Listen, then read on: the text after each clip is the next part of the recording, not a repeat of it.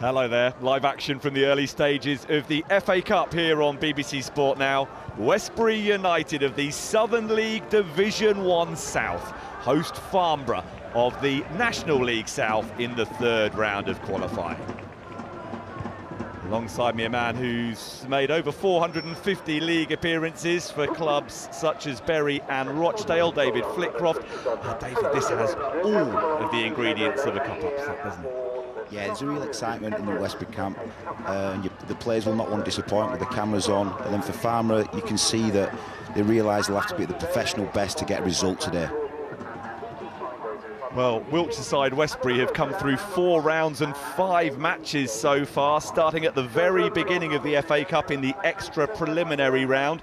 Their victory in the last round particularly notable, coming from 2-0 down to beat National League North Oxford City, who play, incidentally, at the same level as Farnborough. Well, as for Farnborough, their most memorable FA Cup run came 23 years ago when they reached the 4th round. Drawn at home to Arsenal, the game was moved to Highbury as Farnborough, then of the conference, took the financial incentive.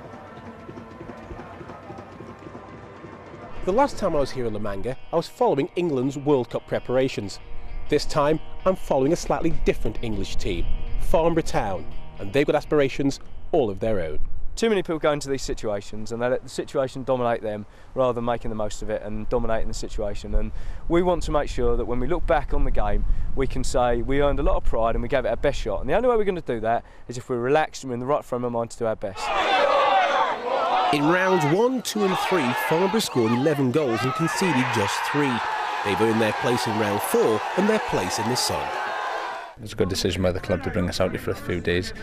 We've been able to work on a few things, and with the sun on our backs as well, it's been enjoyable. We have tried to cram everything in to the last couple of weeks, and this is one of the perks. It's been hard work. Well, we haven't stopped trying to be out here, but it's been fantastic. Danny Carroll isn't just a goal-scoring midfielder who looks a bit like Peter Ebdon. He's a PE teacher by profession and was voted the player of the third round after his superb performance against Darlington. A few good luck messages from Class 1H, even if 1 or 2 had divided loyalties.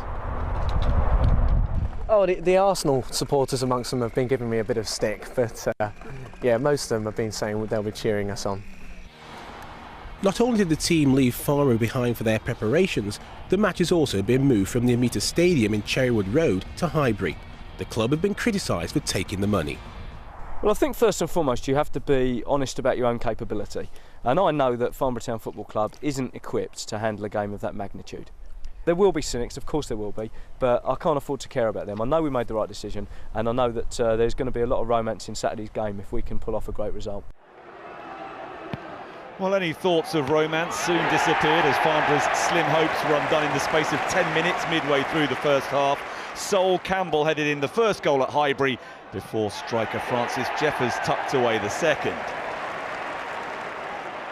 Things got even worse soon afterwards when defender Christian Lee pulled back Jeffers, who was through on goal, and he was subsequently dismissed. 2 more Arsenal goals would follow in the second half before Rocky Baptiste provided some consolation for the travelling Farnborough fans. It ended up 5-1, but despite the scoreline, it is a day that lives long in the memory of anyone connected to the club.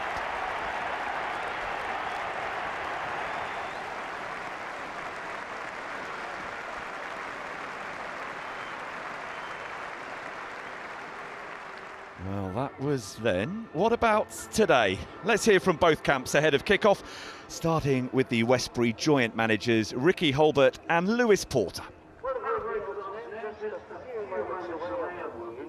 Ricky, it's taken 77 years to have another chance at this level. What does that mean to the club? It means everything to the club, to be honest. To get to this stage in the FA Cup is huge for us.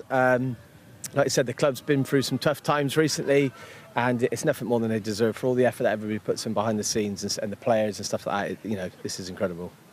Lewis, in Yate and Oxford City, you've beaten 2 teams at a higher level already. Yeah. How much confidence does that give you today? Yeah, I think it's natural that it does give us confidence. The lads have earned the right to be here. They're very confident in themselves. We know it's going to be a really tough game today. Obviously, you know, we're not expected to do anything today really, apart from put a shift in and put a bit of a day on for the fans really, which is what we're open to do. But yeah, confidence is high. The lads are all buzzing. Might only get one shot at it, so we'll give it a good go.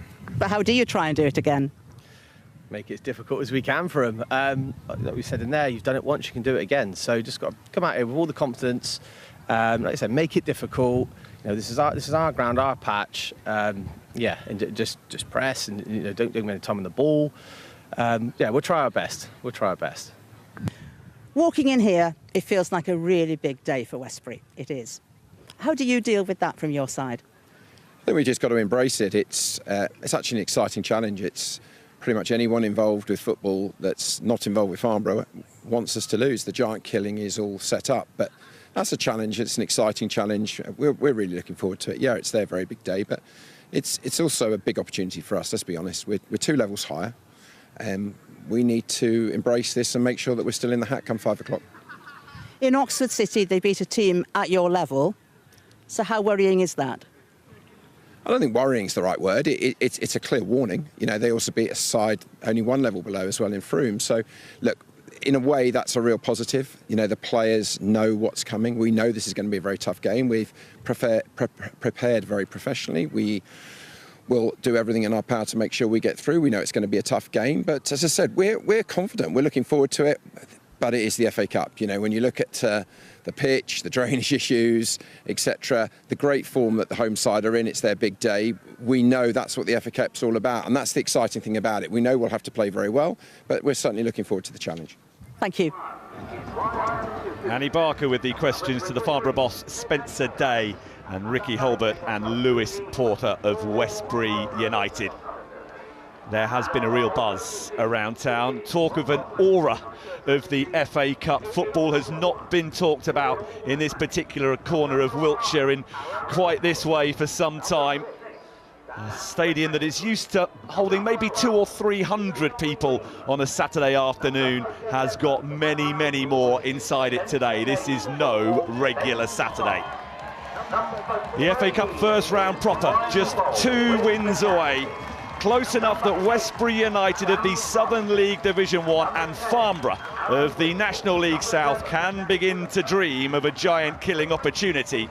For now, though, it is the 3rd qualifying round, 8th tier Westbury taking on the role of minnow against the Farnborough side from 2 levels above, who reached round 2 just 3 years ago. Westbury haven't played since coming from behind to beat National League North Oxford City to reach this stage for the first time in 77 years. Farnborough beat Dover 4-1 last time out to make it this far, but they've lost 4 of the last 7 in all competitions.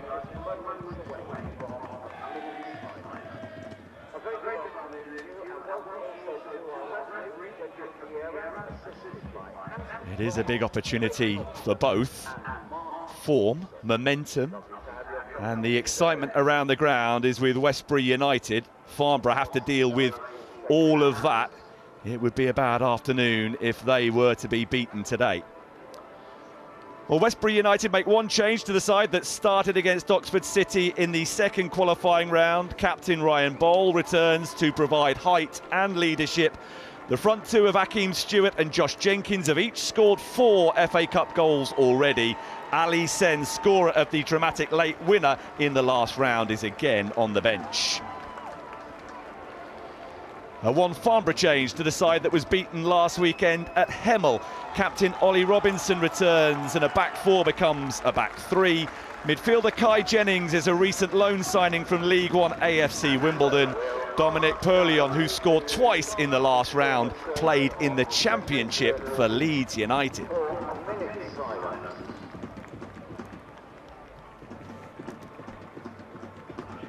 Certainly their big day. Many of those players have never played on television before. One man who most certainly has, Dominic Perlion, over 200 league appearances, David Flitcroft. Yeah, and he's playing at a level now that he's got the quality. You're looking at moments of quality from Dom, and you're just hoping that the players can get that ball through to him, connect with him and be on his level, because when he gets in them high goal scoring positions, he's a real threat. And They do have plenty of experience, Farnborough. Well, prior to kick-off, a silence today in memory of Billy Viggar, the former Arsenal Academy striker who died after sustaining a significant brain injury playing for Chichester City last Saturday.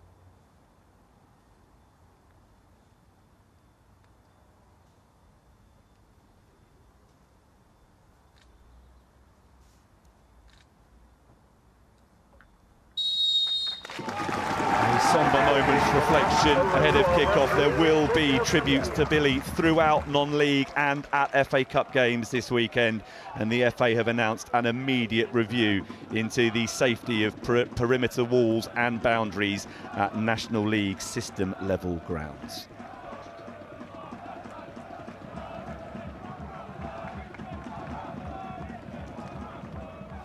A referee today is Jacob Vera, who was a promising young footballer himself growing up in Kenya. He had trials with Newcastle and after claiming asylum in the UK at Everton.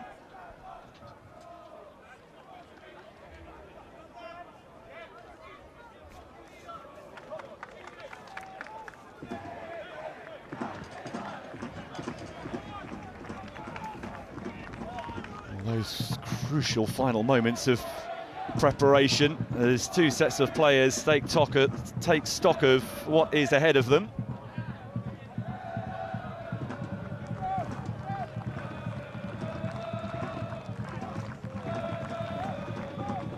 Farnborough will know they are the side playing under the pressure of avoiding a slip-up.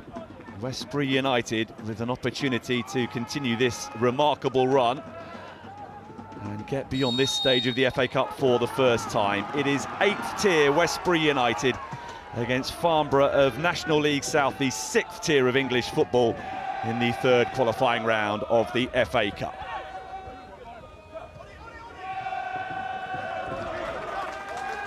And the play of Ben Starr, who provides the pace on the right flank for Westbury United today. Here's Sander for Farnborough. Jennings on loan from Wimbledon. That's an inviting delivery.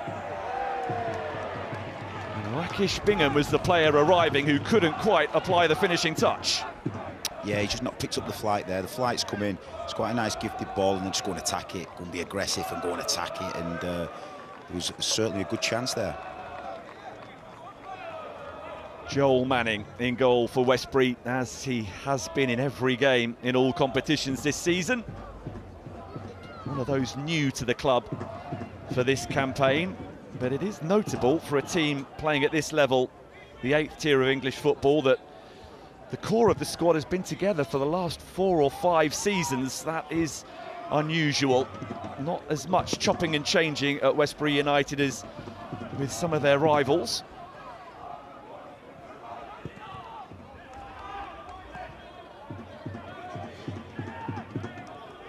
Greenland is the defender coming across for Westbury, but unable to get the ball away convincingly. Bloomfield. Danger averted for now.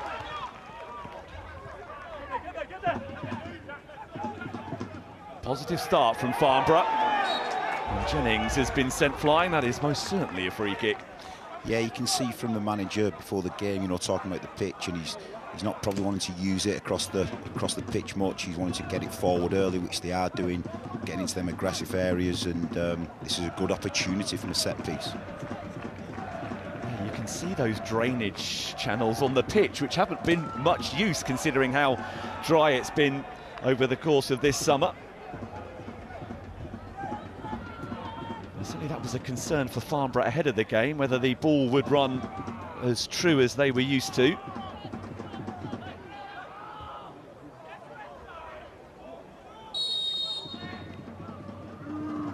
Jennings with the set piece, glanced on and dealt with by Manning. Yeah, just wasn't enough pace on that. If they get a slight more bit of pace on it and come and attack it, again, another opportunity.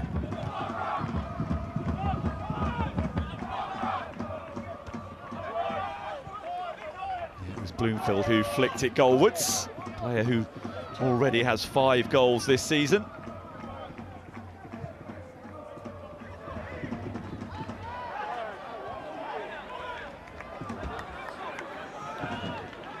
Robinson back to lead Farnborough this afternoon, having sat out a 1-0 defeat at Hemel Hempstead in National League South last weekend.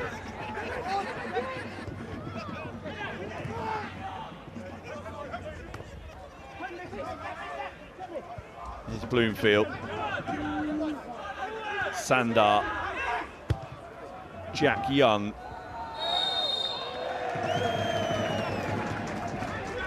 Offside flag ends any thoughts of a sustained Farnborough attack.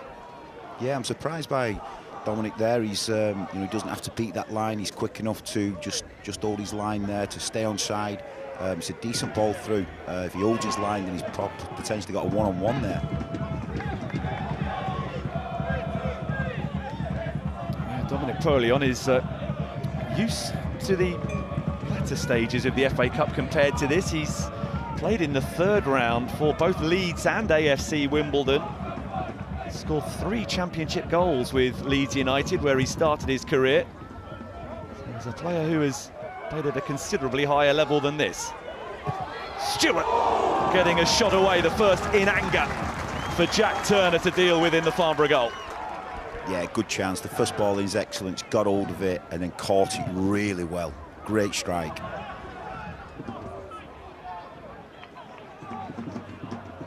So effort a goal apiece in the early stages. In terms of handball against Sam Francis, and that is indeed the decision.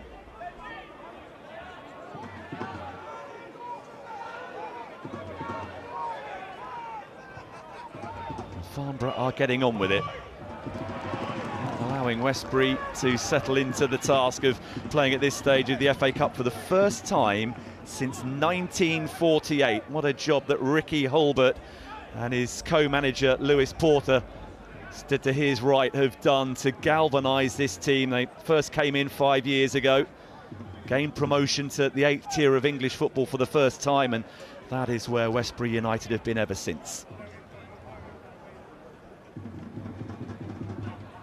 That's a big throw, and that will be a useful weapon. Manning deals with the danger for now.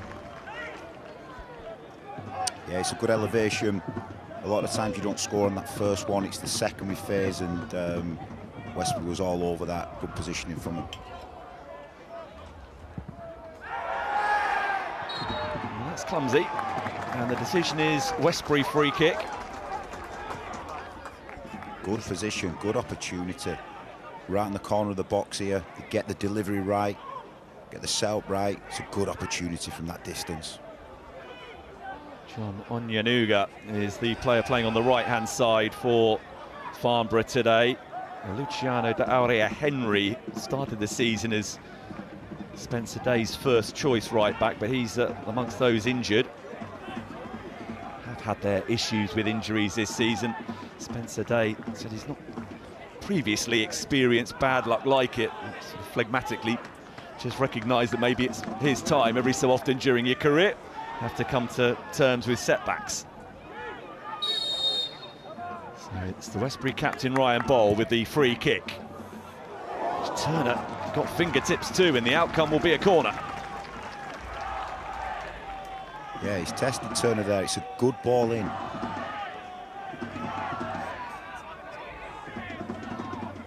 One of the survivors of the run to round 2 during the 2022-23 season, Jack Turner beat Sutton United before losing to what was by then a very upwardly mobile Wrexham. Bowl tries something different. And then has to react to make the challenge. Yeah, Farnborough were really switched on to that. It was quite a well-worked free kick. And they've really done well from it in terms of blocking it, getting it out. But sometimes that invention and having something that works in the training ground, you've got that time to do it. And if you can put it into practice on a day like this, it can be very influential, the set pieces. Robinson's throw. That's the head of Westbury for another.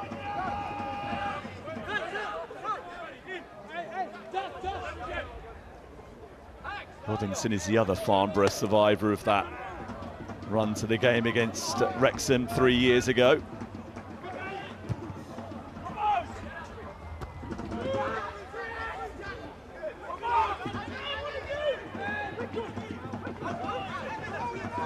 Chance perhaps here for Westbury to build something. Forward by Starr. Sander under pressure, gets some assistance.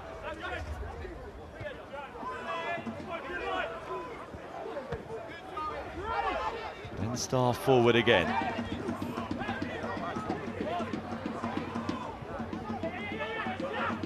And after the head tennis, it's Starr who ends up with the ball back at his feet.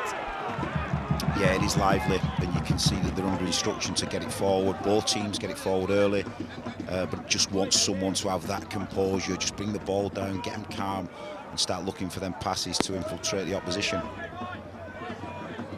Ben Restorick it was who started the comeback from 2-0 down against Oxford City in the last round with a thumping strike from the edge of the penalty area. A tie that they ended up winning 3-2 with pretty much the final kick of the game.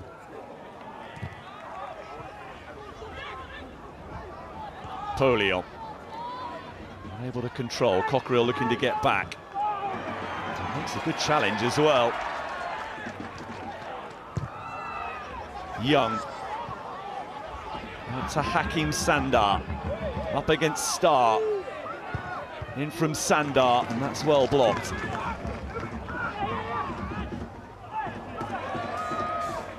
Yeah, it was a good pass out that.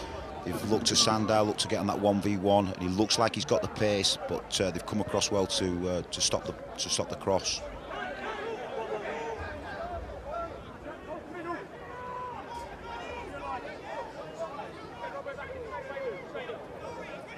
Robinson is the player who possesses the long throw weapon that Farnborough will look to utilise today.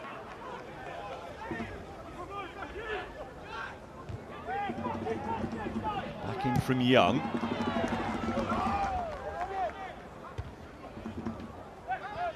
Young again with the glance forward, but here comes Hakim Stewart, who will have to settle for a throw. The long throw could be a weapon from today, but you need more movement. It's a little bit static. Everyone's just waiting for it, which gives Westbury a chance to really clear it and clear the lines, which they've done successfully up to now. Cockerill.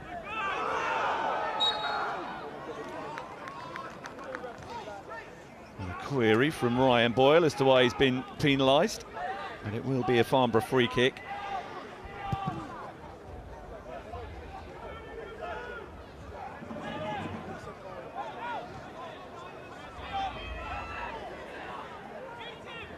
Here's Sandar.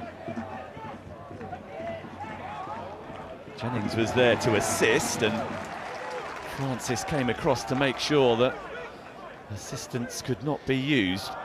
Yeah, good backup there from the midfield player. He's realised his fullback's in trouble, got out there very aggressive and shut it down.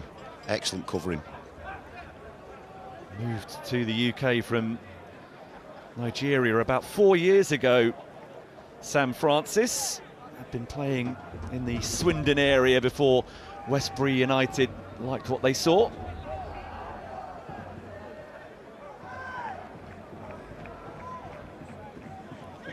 In from Robinson. Stewart away. And again, as Young tried to keep the ball moving forward for Farnborough. Jennings, a claim of handball that's promptly waved away.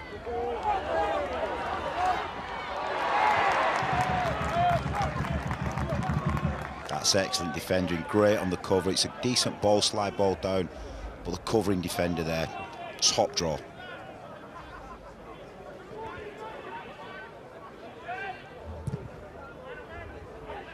Launched forward by ever-present goalkeeper Jack Turner.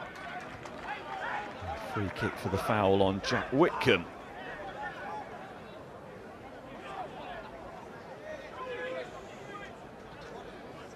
Well, Farnborough are interesting in that they are one of the remaining part-time clubs in National League South, a level of competition now that has seen a huge influx of money in recent times, and that of course makes it a challenge for Farnborough, who finished 10th in the division last season, to continue to compete. They had a less than ideal start to this season, losing 5 of the first 9.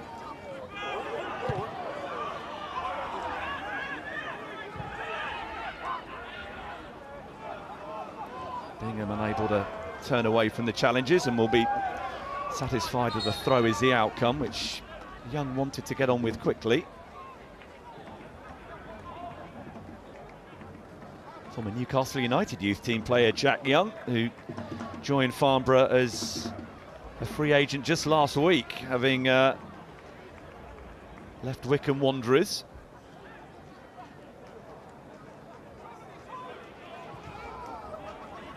Bloomfield. Young. Away by Greenland. Robinson furthest back for Farnborough. Manning comes to claim.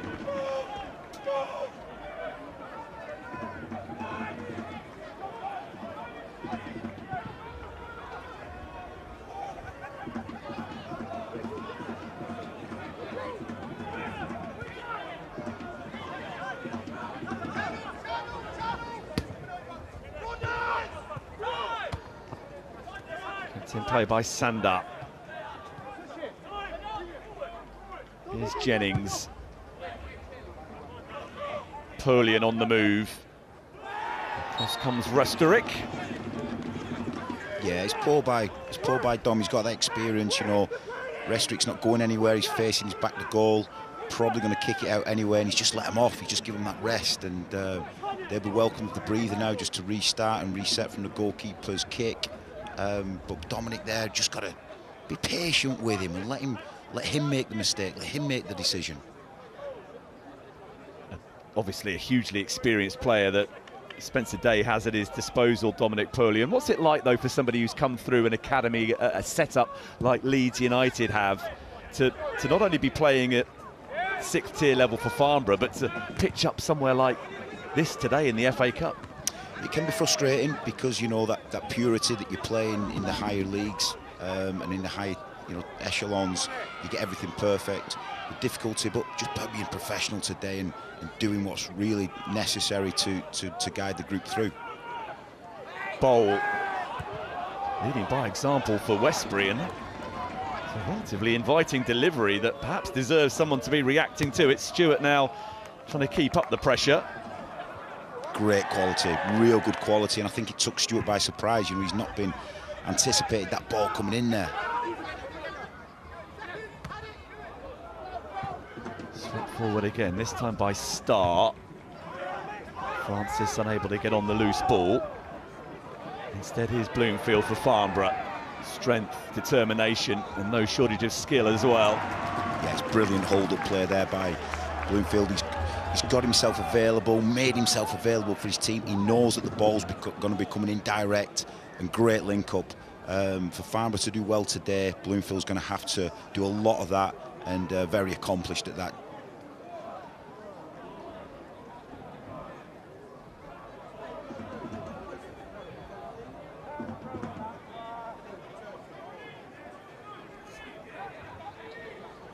So again, Robinson prepares the catapult.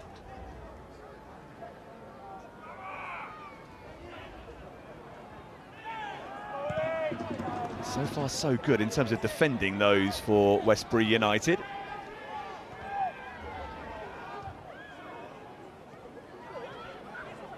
Bloomfield. Jennings. Star reacts well.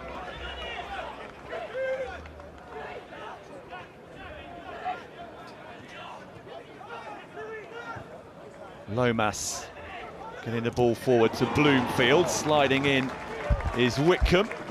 I think he might have won the throw as well. Yeah, a bit more patience there. That extra pass will just give Bloomfield a chance just to get into more of an attacking position. But it really good midfield cover and defending there.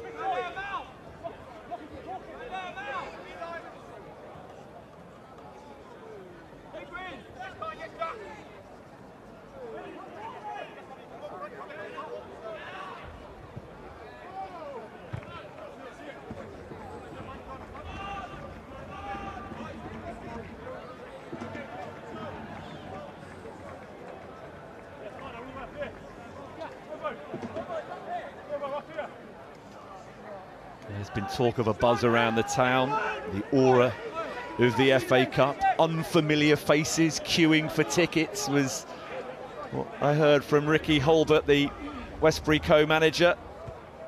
They're certainly hoping for over 1,000 people today, which would be around about 5 times more than they would normally get on an average Saturday afternoon. Only exception to that is the local derby against Frome Town. They recently had just north of 800 for that.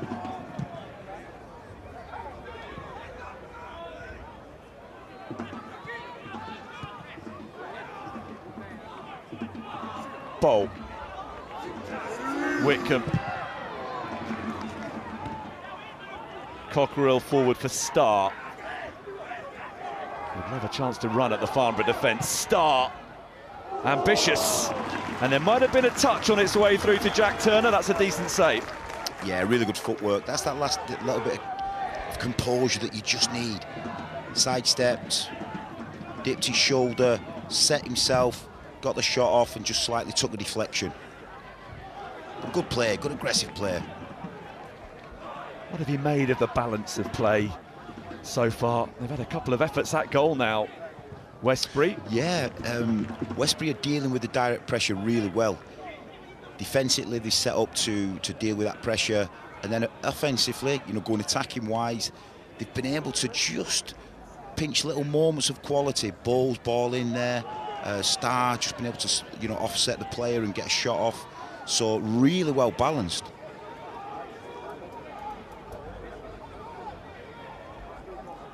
Bit of a wince from John Munuga.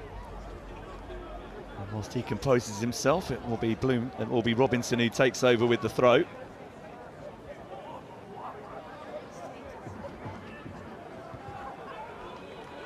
Yeah, they're dealing with them too easily. It's almost like the ball comes in the first initial phase and then there's no movement, there's no secondary movement, and it allows Westbury to really mop up and thwart, you know, this attack. So more intent now from the throw and from the positioning.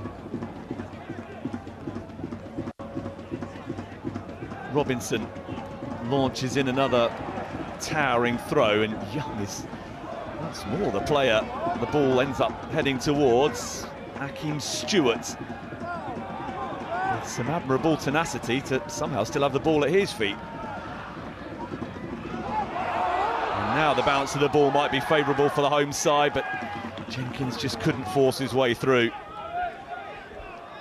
Great covering defending there by Bird. Just seen him could be a problem, got across and just dealt with the danger brilliantly. Cockerill wins the header for Westbury. He's been a giant, you know. It's going to be a massive performance from Cockerill and from the centre halves today for Westbury, because the ball is getting shelled in, it's coming in at every different angle, and it's really important that they stand firm.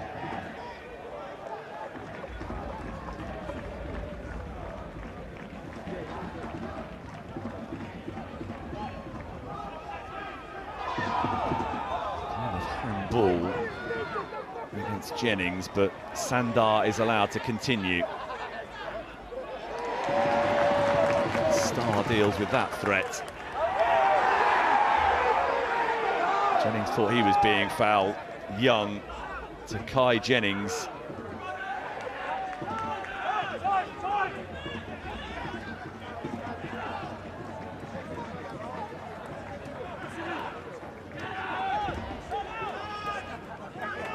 Well, I'm not sure Young realised that Sandar had hit the floor as he returned the pass. Yeah, he could have just opened up and switched it out. He's gone back into the danger where Sandar was rolling about on the floor. But I think he could feature prominently if they can get it wide and get him on a 1v1 situation. Star's done really well up to now to thwart him, but again, you know, Sandow looks like a player that can really give you problems if he gets on a 1v1.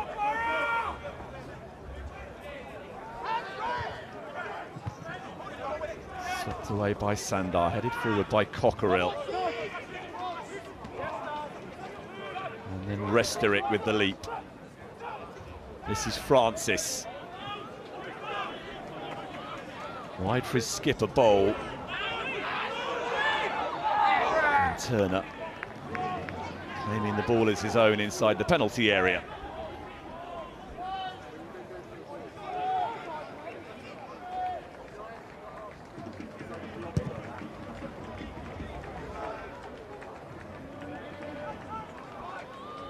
Jennings played in behind Star for Sandar.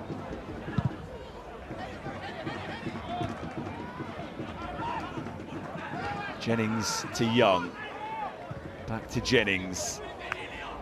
Sandar.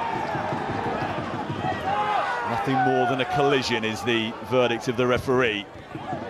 Sandar manages to put his complaints to one side for long enough to block the clearance. Yeah, it's a good reaction from him. You know, he could have argued a little bit more. Well committed. I think he's took a bit more of Sandar than the ball. But yeah, good reaction from him. That's what you want to see, players getting up and getting back on with it. Look at this. Isn't this great, though, for Westbury United? All those fans crammed around the pitch. Yeah. Drink in their hands, enjoying the FA Cup limelight for the afternoon. And maybe many of those who are here for the first time or here for a very rare visit will come back a little bit more often. You hope so. You hope these games can give the community that they've enjoyed the game, enjoyed the spirit of the game, and just enjoyed that community feel. But yeah, it's funny seeing the players so close to the lagers. Not much community spirit between Ollie Robinson and Akeem Stewart there. Farnborough getting the decision. Oh, 2 empty beer cup towers being formed already. It's barely even lunchtime.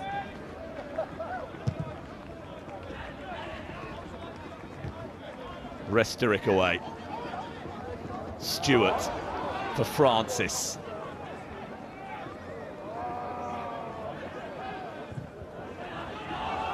Bowl directly in the direction of Jennings, who was offside. Held a really good line there, Farnborough. Knew it was coming in, just held that line. Good defending, good structure. Again, I think they can be a bit more braver, Farnborough. You know, they've had times when they've got 3 or 4 passes, regained the ball and got it wide, where they're not getting a lot of success now from this direct play. Turner's free kick. Yes, hit Bloomfield, who's done well to direct it in the vicinity of Kai Jennings, who's played a couple of FA Trophy games for AFC Wimbledon, but not yet made a senior appearance for them. He looks really composed and confident on the ball. I'd be getting the ball through to him, asking him to go and dictate the game. Okay, he's getting second balls and reading second balls, but he's more than that, and he's going to show that he could have a big impact on this game if they can get the ball to him and not go as direct.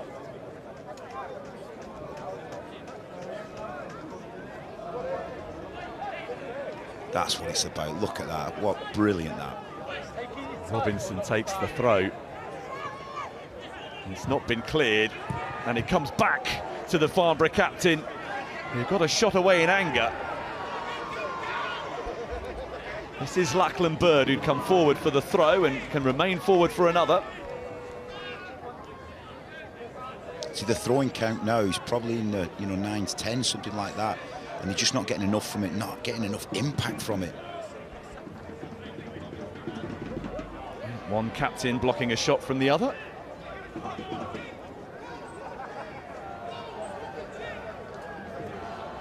And the Farnborough skipper will send in another long throw. Westbury seem well prepared though for that, and now they can break themselves. 2 against 3 for a moment. And maybe Francis just hesitated a moment too long. Yeah, indecision leads to no decision, and you could just feel it then. He got a bit excited, to be fair. He was that far up the pitch.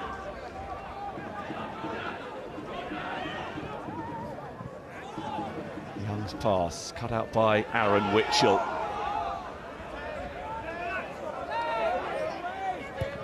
Pressure being applied to Leon Greenland here, who settles for finding touch.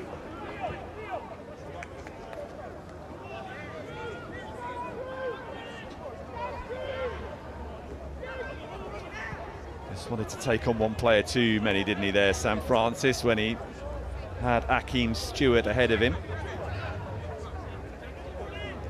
Robinson's throw. In from Jennings.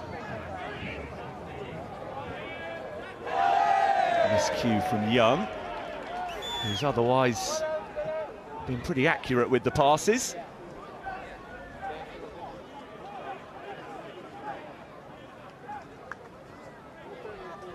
They will be satisfied. The co-managers of the side from the team that plays its football in the Southern League, Division 1 South. That is step 4 of the non-league system. Yeah, they've been really settled, really consistent, been in every duel, every battle, and Farnborough's not really troubled them, even with the set pieces, with the direct style, just not really troubled them.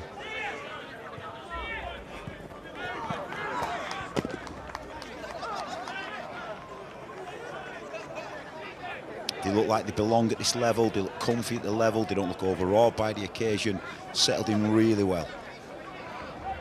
Well, it's very much a family-orientated club still, Westbury United. In some ways, the progress they've made off the field, they need to catch up with that. Sorry, the progress they've made on the field needs to be caught up with off the field. They've had a couple of promotions in recent times to get themselves up to this level of football for the first time. They've managed to keep that core together that's taken them on that journey, and certainly it appears that they've got one or two players who could play at an even higher level but are enjoying their football here at the moment and have turned down offers of greater remuneration from other clubs to stay part of this particular adventure. And to their great credit, it's earned them this day in the spotlight in the FA Cup, and who's to say that there's not more to come? Well, it's great to see that consistency, like you said, you know, over a 4 or 5 year period. There's been players that's wanted to stay, the management team wanted to stay, and hopefully with that consistency and loyalty, you'll get that back from the community. They'll come into the ground and enjoy that connection, but it's building that connection between the team, the pitch, the ownership group, and the community. And days like this just help you so much in building your football club. Lachlan Bird couldn't keep the ball in play. That's really good pressure applied by Akeem Stewart, who's had a really good day in the FA Cup already this season, scoring 4 times in the 7-0 win over Sherborne, which was the start of Westbury's FA Cup run in the extra preliminary round. They've since beaten Bradford Town in the next round after that, and beat Yate Town after a replay. Big throw that's not been dealt with by the Farnborough defence. Claims for a penalty quickly waved away. Yeah, the referee's in a really good spot. His vision's open there, he can see it, and Francis has made too much of that. He's a powerful boy, he doesn't need to go down so easily. Stewart again with a long throw. The last one caused some problems for Farnborough. Jenkins. Tremendous spin away from his marker. Jenkins across the face of goal. Outstanding defending. Bird it was to the rescue for Farnborough. Yeah, it's come from the long throw, but they've kept it alive. They've kept it alive, got it wide, and it's a brilliant ball. It really does tease him, but that is outstanding. He's on full stretch. If he gets that wrong, you've seen that going from an own goal point of view. Yeah, really good set defending. Westbury United in front of the Meadow Lane faithful have a corner kick.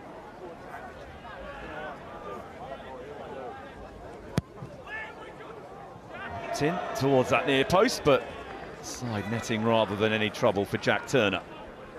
Yeah, they'll be disappointed with that. You can see there, look, he's disappointed.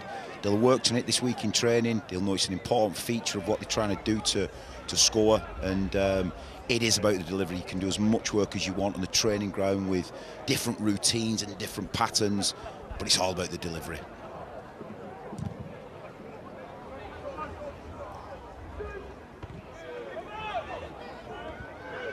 Header won by Witchell.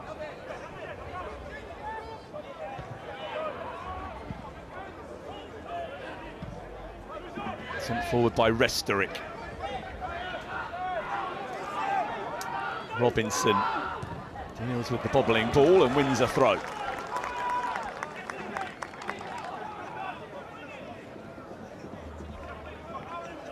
His 4th season with Farnborough now, Ollie Robinson, having joined them from the Met Police in 2022. Met Police, that's a famous name of the early rounds of the FA Cup, isn't it? Yeah, it is, yeah. Made over 100 appearances for Farnborough since that move. Helped on by Bingham. Onyenuga. Made good progress. It's a vicious cross that Polion cannot direct back across the face of goal. Yeah, it's the first time we've seen, you know, the ball get wide really good. On one of your great pace. Good shape on the ball. It's missed the keeper out, but just too much on it for Polion.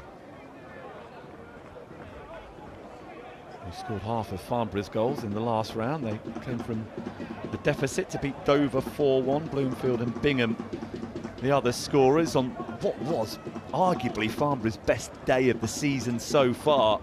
They did have a 5-2 win in National League South at Chelmsford earlier on in the campaign, but it has been what Spencer Day has described as a Jekyll and Hyde season thus far, and he's not sure which of the two characteristics are going to reveal themselves during the course of the 90 minutes today.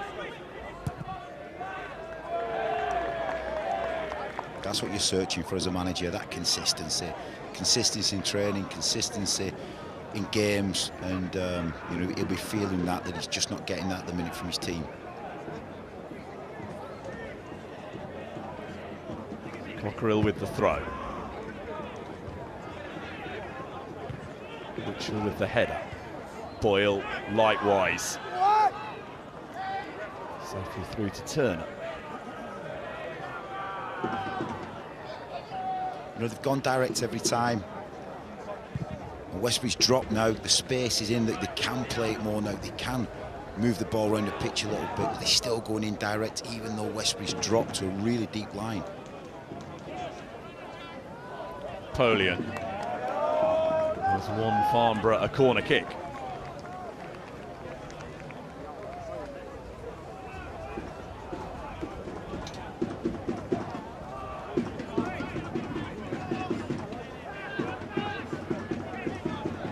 Up to this point, got really good resilience.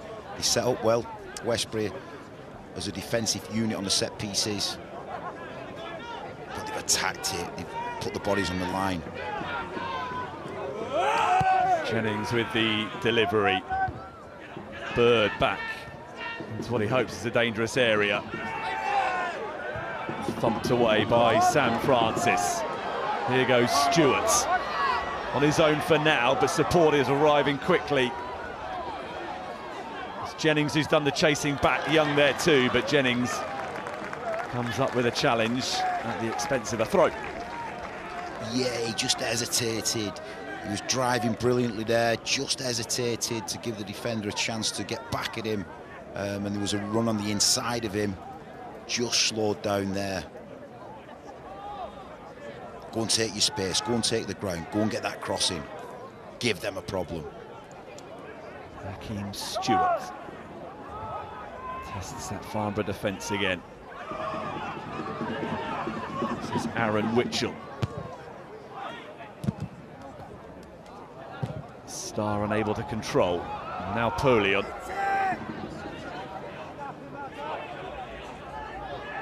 Holds it up and finds Jennings. In behind for Sandar. Just needed someone there to apply a finishing touch. Yeah, that through ball from Jennings, that is what you get. When you get lone players from a higher level, they've got the execution technique, they see them passes, and that's one way I do feel as though they can really get control of the game if they can play through him. Starr anticipated that Sandar was coming and has opted to take him on one-on-one. And showed too much of the ball, but then finds it back at his feet, Starr, and what was most certainly a shot very nearly turned into a pass for Akeem Stewart to take advantage of. Yeah, 2 or 3 real mistakes there from a centre-half position. Good feet by Starr, good movement, aggressive, takes him on, slips, doesn't get his foot in, cuts it, and another one. So, yeah, it never felt right, that. A lot happened there without anything really happening. Yeah.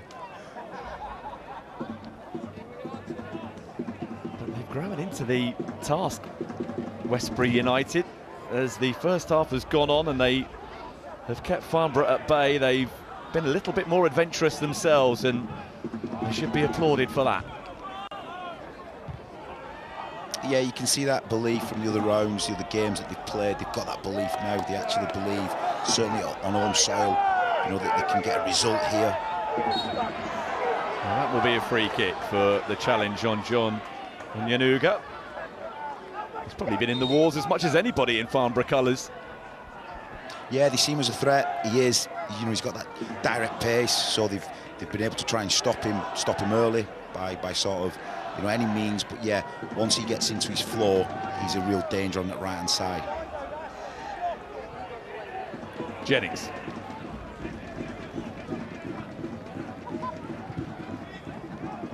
From Young, away by Resterick.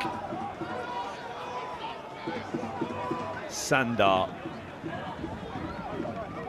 That's good pressure from Westbury, forcing Farnborough all the way back to their own goalkeeper. He's gone direct, back in the other direction, because Robinson had stayed forward, and it's glanced off him and behind for a goal kick. Dan Resterick has been described as the character. There's always one in the team, and apparently for Westbury, it is that man. Yeah, and that could be in the dressing room, but I love that. He spotted a problem. He's not waited till half-time. 5 minutes to go to half-time. He's dealt with it on the pitch. He spoke to his players in the right manner, and hopefully he'll get that reaction. He's obviously felt some sort of threat from the pitch there and from what Farnborough are doing. He's dealt with it. Great leadership.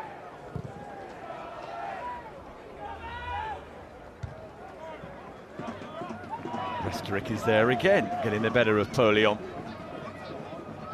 Whether or not the description of a character is a good or a bad one, I'm never entirely sure what that means in terms of the football language, but he's certainly done an excellent job at the heart of that Westbury defence so far today. I think the 3 centre-halves for Westbury have done excellent. Resterick, Green and Cockrell.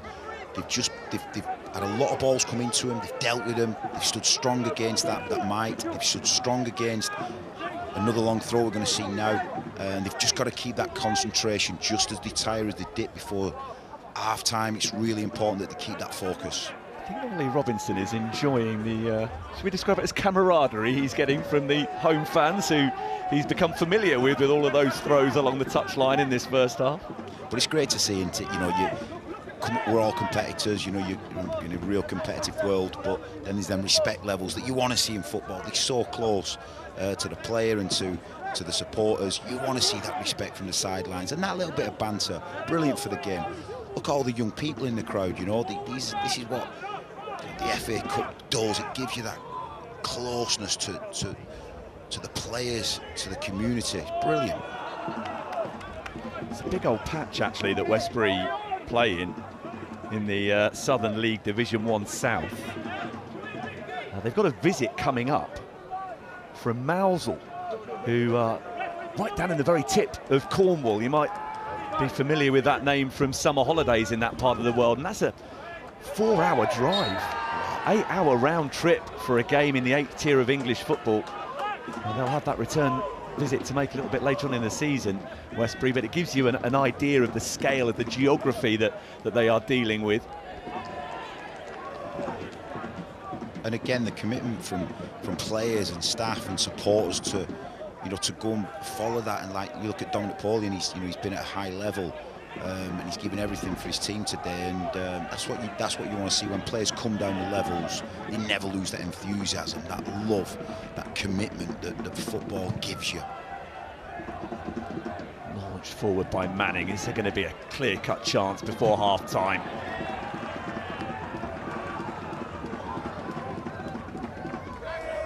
Francis is the one trying to get the shot away there. Sturrick marches forward, but he won't be the one to take the throw. Stewart's been on that duty throughout for the home side.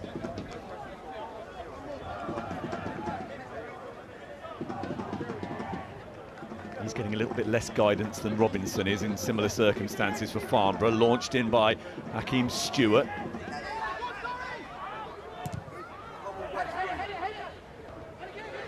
Witchell on the first header, but now here comes Young. Couldn't offload the ball until Sandar arrived alongside him. Yeah, I think it's just jumped up a little. You could see him wanting to make the pass, but it's just jumped up a little bit to make it difficult to make that pass. He had two good options there with Paulion pulling off. Jenkins' boot was raised only very slightly above the acceptable level. Poor old John Onyanuga. Require treatment again.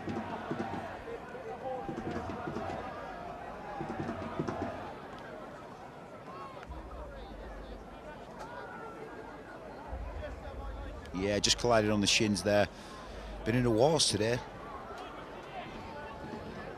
Josh Jenkins has twice been the tie winner for Westbury in this FA Cup run against Bradford Town and against Yate Town.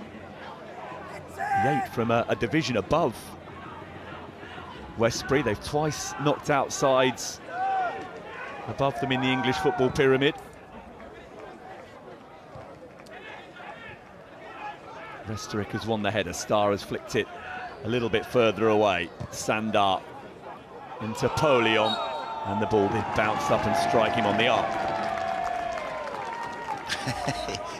he does know, but he doesn't really want to admit it. He's like, I did handball it, but I don't really want to tell you that I've handballed it.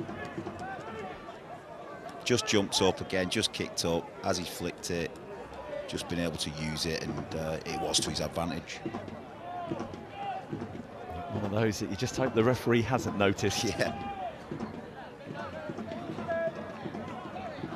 He's played in the FA Cup proper 19 times, Dominic Paulion. His experience of this competition well beyond the qualifying stages. And that's what both of these sides are striving for. Farnborough to repeat as they managed just 3 years ago. For Westbury, it would be a first. And Westbury is still very much in contention. Farnborough have done an awful lot of the attacking, but have been frustrated in their efforts to score. Bloomfield's early header about as close as Spencer Day's side have come to getting themselves in front. At the other end, both Hakeem Stewart and Ben Starr have had shots from the edge of the penalty area dealt with by Jack Turner. And the side from the 8th tier of English football can be very pleased with their efforts so far, holding Farnborough of the 6th tier at half-time. It is Westbury United 0, Farnborough 0.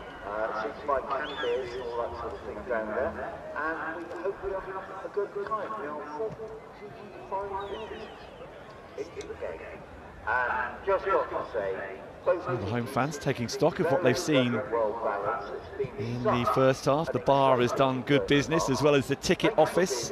Many of those fans queuing for their tickets during the course of the week. The ticket office was open 7 until 9 each evening, and they had to wait and be patient to get their hands on the hottest ticket in town. Also, Dan Price and NKP Farwood. Both of those stands are great warm-up to WWF. Let's take a look back at the pick of the action from the first half at Meadow Lane. At the end of the game, the man of the match has been sponsored by... There's the effort from Starr that was well dealt with by Jack Turner. Thank you very much indeed, Stu. Yeah, caught it well, landed on it well and caught it well. Well positioned there, Turner. It's been the more stretched of the two goalkeepers. Having to flick a decent delivery behind for a corner too.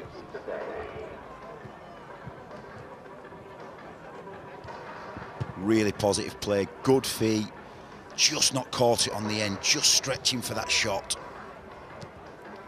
Effort from Starr was deflected.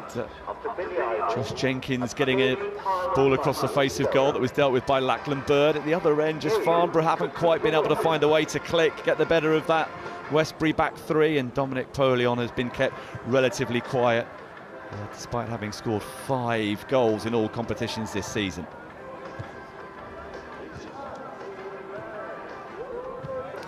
Little way to go yet to get your hands on the real thing. 9 wins from this stage to make the final at Wembley in the middle of May. With more immediate concern, 2 wins away from the first round proper. And the mum's looking for the tin foil now. The Sunday roast is here.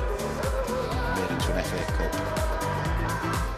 Well, let's take a look at some of the other ties that are still to come in the FA Cup third qualifying round. An all-Kent affair at Chatham, who host Stepford Deal Town, who are at this stage for the first time since 1997. Leicestershire-based Corn can create club history today if they can cause an upset at National League South Enfield Town. They have never made it past this stage. After celebrating back-to-back promotions in the past 2 seasons, Farnham Town have now reached another milestone as they today play in the third qualifying round for the first time. They host fellow Southern League Premier South side Dorchester. We saw Runcorn Linnets win at Pickering in front of our cameras in the last round. The Linnets' reward is a home tie against Ashton United. And there is lots more still to come on BBC Sports. The Road Cycling World Championships is live right now on the BBC iPlayer. Women's road race today, men's edition coming up tomorrow. Follow all the action from around the country on Final Score today from 2:45. That's on the red button. The Premier League highlights with Match of the Day live tonight from 10:30 on BBC One. You can see highlights of round 2 of Golf's Ryder Cup on BBC Two tonight at 20 past midnight. And our live action from the Women's Super League tomorrow, West Ham United versus Chelsea. That's at 2:15 on the red button.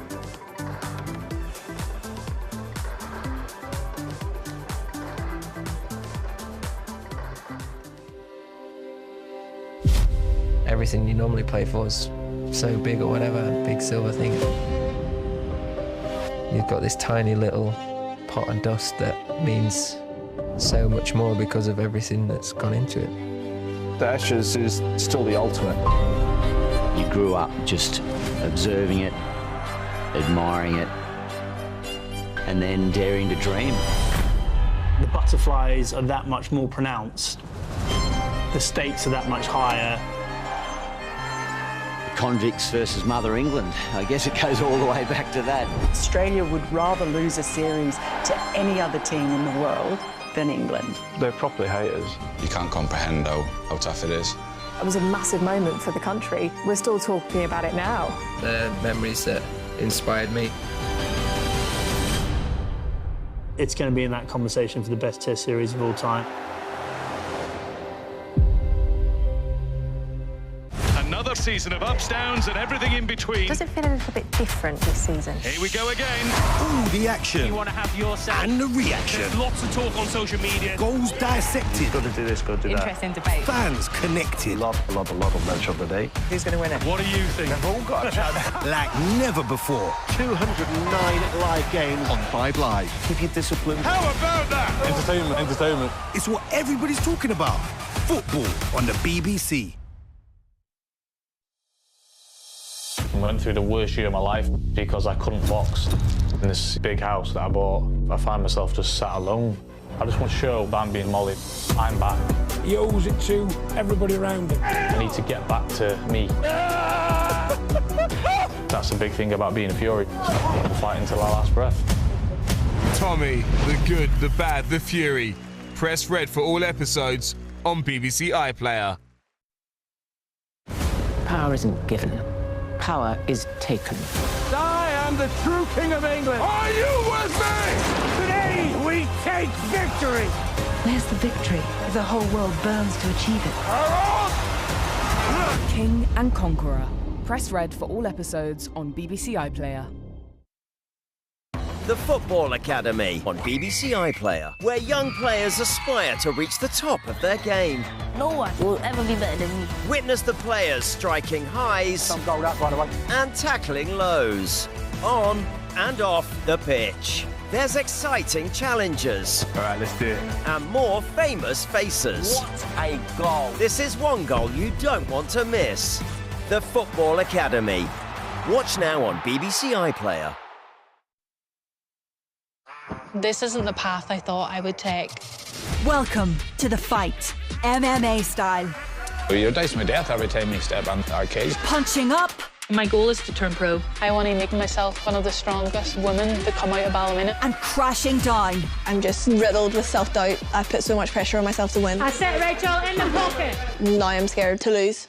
Girl fight. I'm so much more than what I've ever imagined. Watch me. Watch on BBC iPlayer. Our live football is from the Platinum Hyundai Park, or otherwise known as Meadow Lane, in the Wiltshire town of Westbury, where the local team Westbury United are playing Farnborough of the National League South in the third qualifying round of the FA Cup. This is tie number 35 of 40 that are being played over the course of the weekend. No new teams, by the way, added at this stage of the FA Cup, so all 80 teams involved have come through at least one round to make it this far. Some of those other ties to look out for this afternoon. Dagenham and Redbridge will have to make do without the services of the suspended Andy Carroll as they travel to Spalding United. The Lincolnshire club are at this stage for the first time in a decade. Spennymoor Town, they take on Chadderton, who are one of the 9th tier clubs remaining in the competition. There's only 3 of those. They upset FC United of Manchester in the previous round, but now face a very tall order, a trip to National League North promotion hopefuls Spennymoor. And no team has more goals in this season's FA Cup than Whitstable Town. They've scored 21 of them already. The Southern Counties East side welcomes Step 3 Hungerford Town to the Kent coast. Finally, Essex Senior League side Woodford Town, originally formed in 2002 for London's Mauritanian community, are at this stage for the first time. They welcome St Albans City, who reached the second round proper in 2021, beating Forest Green along the way. You remember a couple of weeks ago we had Oxford here as our guest. Westbury United, by the way, are one of 11 survivors from the extra preliminary round, which is where the FA Cup starts each and every season. They've played 5 matches. They've come through 7-1 against Sherborne. They beat Bradford Town by a Jenkins goal to 0. Yates Town from the division above. That tie settled in the first qualifying round by a replay after a 2-2 draw here.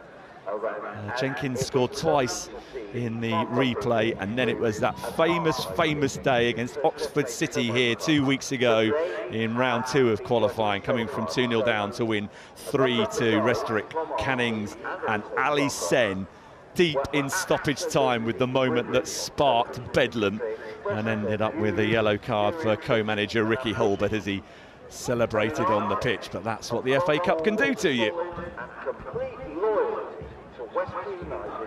Oh, hang on. Where'd you get one of those? That's the half-time sustenance that's required, isn't it?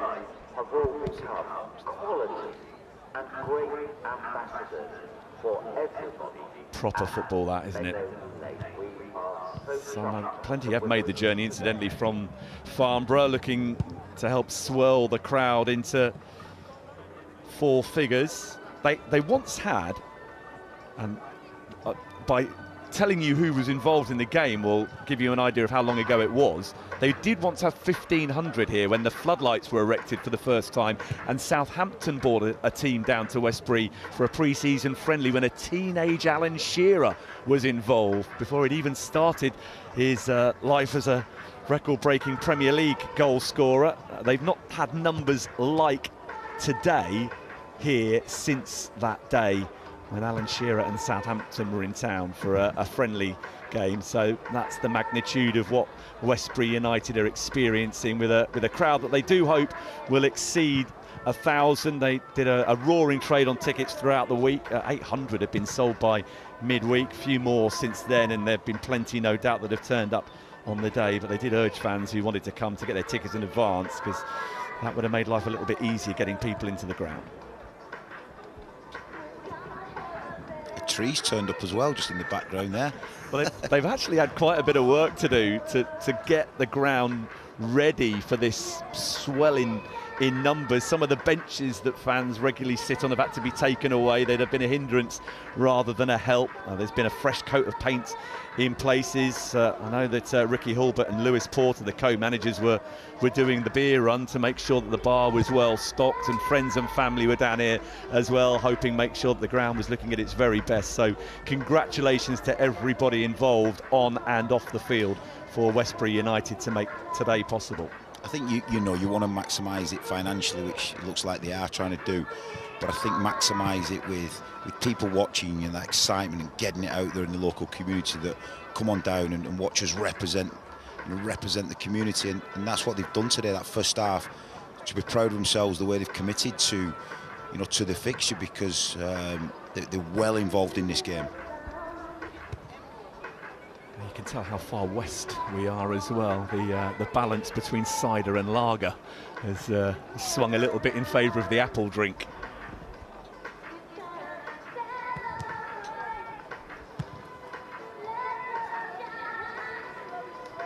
Will they get another day like this? Will there be another FA Cup tie? At least one more to come. Can Westbury United reach the fourth qualifying round of the FA Cup for the first time? The odds, of course, still remain very much in favour of Farnborough, who play 2 divisions higher in the National League South, albeit within the context of that competition, they are a minnow. They remain very much part-time. In fact, they only train together, guaranteed as a squad, once a week. Some of their training is done remotely. The squad is spread a little bit too far and wide for them to get together multiple times a week, so they have to adapt. When you're dealing with clubs at your level with significantly higher budgets, you have to make compromises along the way, and that's something that Farnborough have done during the course of this season. Served them well last season in their 3rd season back in the National League South, when they finished comfortably in mid-table, but they will need to drag themselves away from down near the foot of the table this time around if they are to extend their stay in the 6th tier of English football.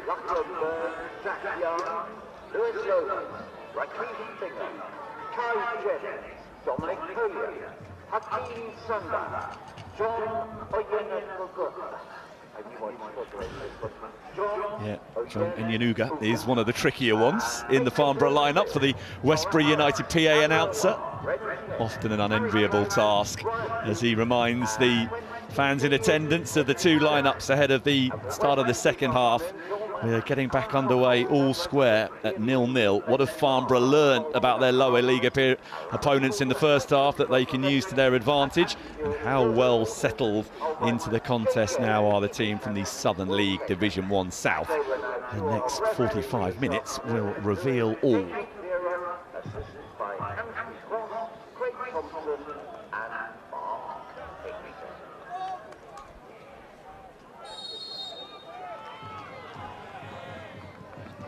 Here we go then. Second half of football to determine which of these clubs, or indeed whether it will be both, will go into the draw for the 4th qualifying round of the FA Cup. If it does go to a replay, that will be played in Farnborough on Wednesday evening. Robinson's first throw of the second half. Aaron Witchell tries to steer it forward and now finds himself under pressure from Bloomfield. Header won by Bird. Sandar.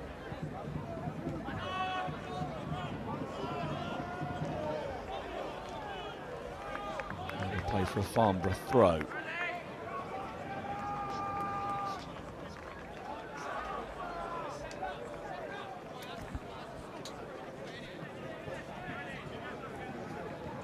So first opportunity of the second half for Ollie Robinson to try and get one of these long throws to cause the level of confusion that he hopes it will. Once again, though, it's a Westbury head first to the ball. Young couldn't poke it in the direction of a teammate, and now here comes Francis with Stewart ahead of him. And Stewart on the move, but dealt with by John Onyenuga. Yeah, similar trend. They've dealt with it really well. That's 2 set pieces now, even the second half that they've thrown in. I thought there'd be a slight change. I thought they'd allow them to, you know, go and just settle down on the ball a little bit, but you know, it looks like they're going direct again. But it's a decent break on here. Trying to look to the pace of Stewart, but just didn't have the run on him.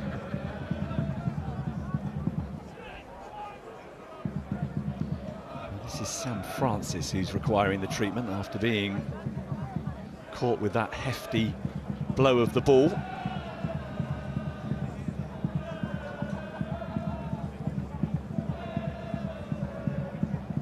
So a moment early on in the second half for Ricky Holbert and Lewis Porter to take stock. Porter is a former goalkeeper, the man on the right of your picture there, and Holbert played up front. They're both still registered as players, by the way. In fact, Porter is the designated backup goalkeeper today, and Holbert accepts that at some point this season he may well have to pull on the number 17 shirt and contribute one way or another, because they play twice a week now for the next 7 weeks as they catch up on the fixtures that they've missed out on this run to this stage of the FA Cup. They've got 3 games in hand on some of the others in the division. What can Farnborough do here? Jennings for Onyenuga.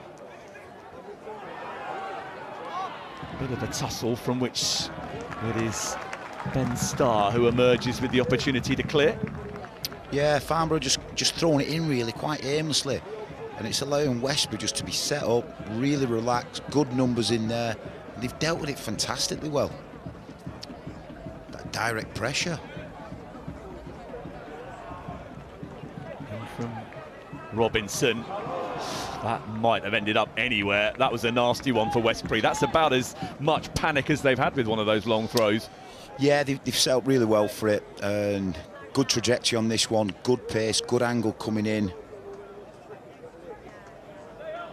And just that confusion, that's probably the only time out of probably 12 throw-ins that they've got in there that somebody's not took control of it and been accountable for it.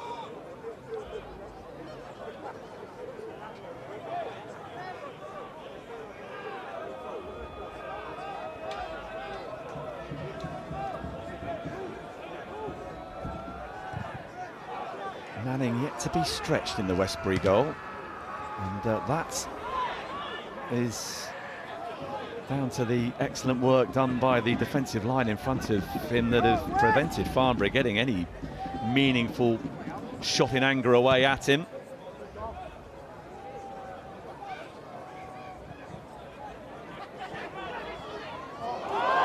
Now, a chance. Hakeem Stewart couldn't get the shot away cleanly. Lomas saw to that. Yeah, nice little bit of composure. Jennings there, wrestled for it, little reverse through ball. And again, very good defending, really accomplished defending to get back there. Good covering line and stop the attack. So an opportunity presents itself. And it's Jack Whitcomb, the local lad who's come across to take the corner.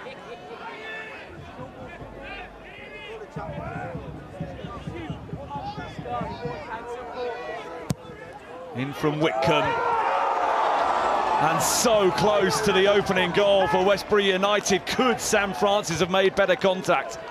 I think so, yeah. This is his second corner. The first one, if you remember, was disappointing. Start. Whitcomb. Another corner. Yeah, this crowd now just sensing this bit of momentum here. A fantastic delivery. Got it over the first man, the second man. And France has got a contact. He's in a brilliant position. He's got himself into such a wonderful position, middle of the goal. You've got to feel the back of the net ripple there. Misdirected the header. But a demonstration of what the home side might just be capable of. That's the best chance that we've seen at either end. Whitcomb again, deeper this time. And harmlessly behind.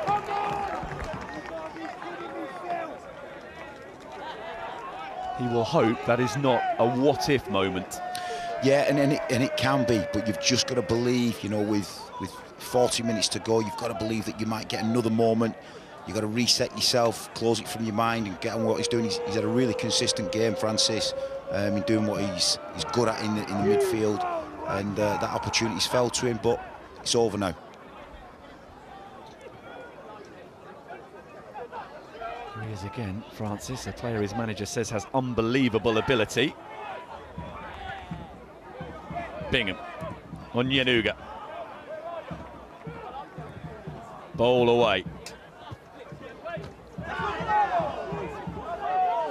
Yeah, they've positioned Andrew in a really high position there, and he's just not been able to miss that first man. So important when you get that 1v1 situation that you're delivering on impact there.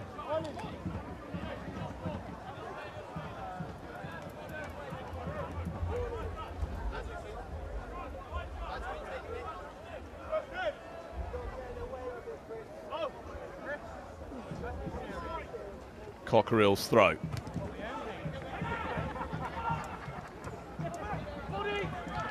Bingham on the move, but Cockerill got there in good time and now has some assistance from Boyle, who spins away from Young. Driving the ball straight at Onyanuga.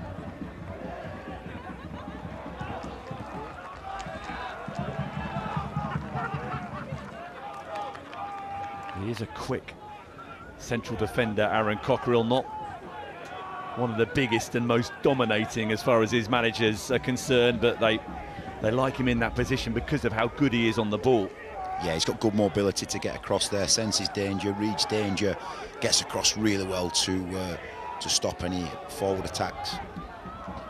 Robinson with the throw. And then fired back in by Jennings. And that's where you do get a lot of success from. You don't usually win the first one. On the second one, that regain, trying to get shots off, trying to keep the ball alive. And they've not been successful at that first half. They've allowed the ball to get past them, to get into Westbury's territory, and you know, they've been able to counter-attack on that. So that one they've kept alive quite well.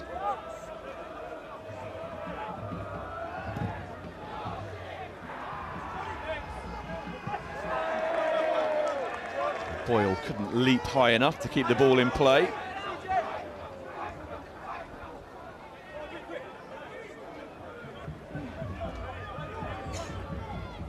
Cockerill nodding it down. Westbury thumping it into touch. I'm sure that was quite as intended. Be interested to see 60 minutes in what the manager's thoughts are, because you know this the direct throws, the direct play hasn't been successful for them. It's not created chances. They've not had chances that you're looking at going, the keeper's being tested. Jennings. Hooked clear by Witchell.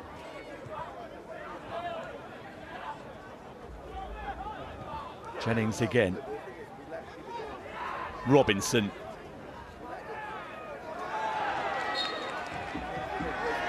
Ends up in a little bit of a tussle with Akeem Stewart. And those two have come together previously, but that was the angriest confrontation that we've seen, and there is a suggestion of a headbutt from the Farnborough captain. Yeah, the referee's well positioned, whether he speaks to his linesman, who was also, there and thereabouts, but certainly tussle didn't need to happen. A little bit of afters, and then you don't want to see this. This is the bit you don't want to see. You've got all young fans in there, young supporters, and they've both gone head to head. They have.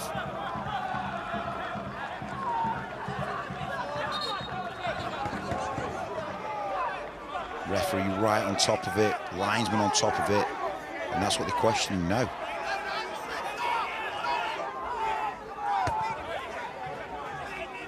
Well, Jacob Vera would perhaps like to have a private conversation with his assistant before coming to a conclusion. Getting some guidance from Craig Thompson. Got to get the players away though here, and have that real sort of conversation around it, a private conversation, so that they can't influence a decision. The linesman looks like he's seen what he wants to see and close to the action.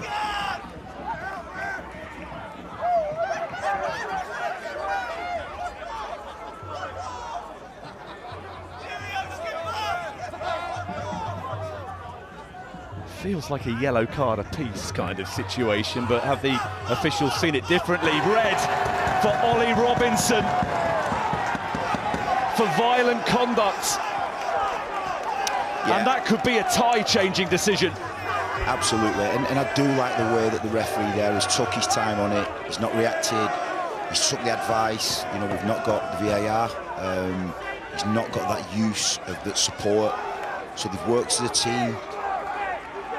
They've invested that time into making and coming up with the right decision, and we don't want to see scenes like that. With record, maybe there's a tendency here, young families in attendance, and there's no need for it. It's just boiled over. There's no need for that. It's irresponsible for me.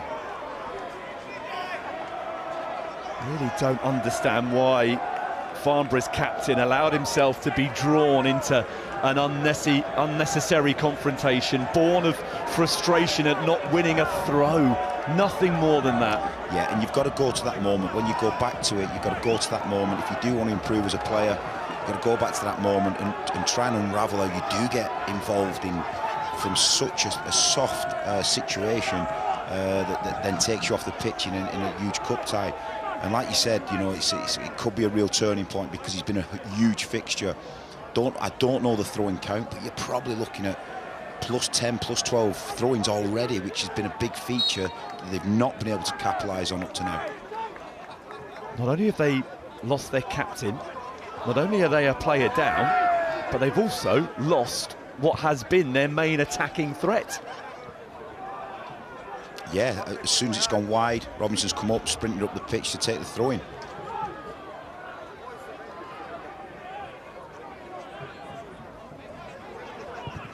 There's a real ripple around the ground now of expectation that the momentum has firmly shifted in the way of the side from the 8th tier of English football. Will they be witnessing another cup upset? The reaction to the red card is a change. Sandar is the player being withdrawn and ultimately sacrificed because they're taking off a winger and replacing him with another central defender. Ali Omar was actually the player who dropped out of the starting lineup ahead of this game to accommodate Robinson's return.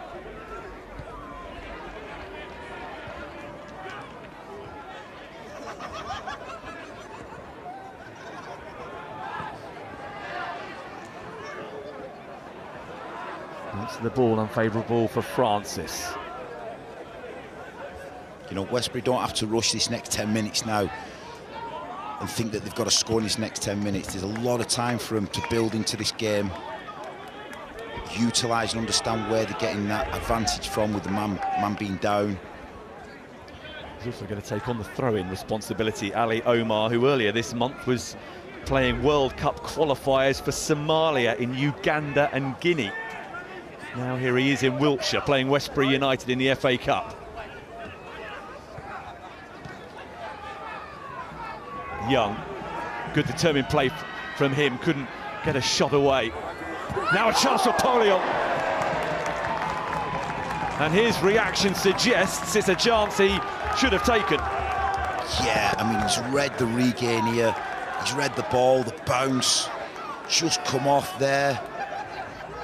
The ricochet, and he set his foot and he's just not been able to get his body right round it. That's a brilliant chance for him. He's got the quality, the experience. I got the sense from some of his pre-match comments that Spencer Day would have accepted a replay on more favourable territory if it came to it.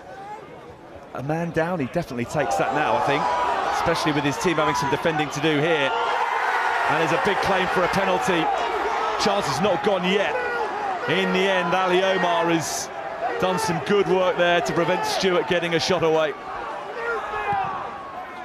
Yeah, really good defending. It looked like he got his body position and body alignment wrong, but, you know, really got back into a good focus, good shape.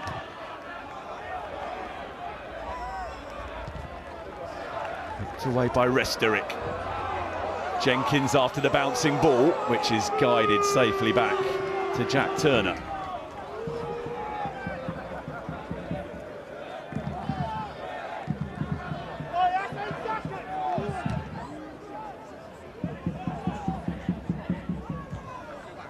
Cockerill's header. Boyle further forward. Onyenuga.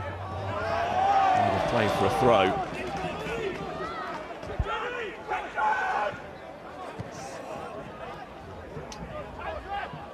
Stewart being manhandled by Lomas. Westbury throw. Westbury have just got to believe now that with that man advantage, they've got that extra player. Can they find him? Can they utilise him?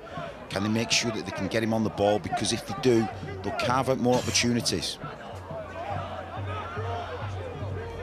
Young manages to get the ball to cannon off Boyle for a throw.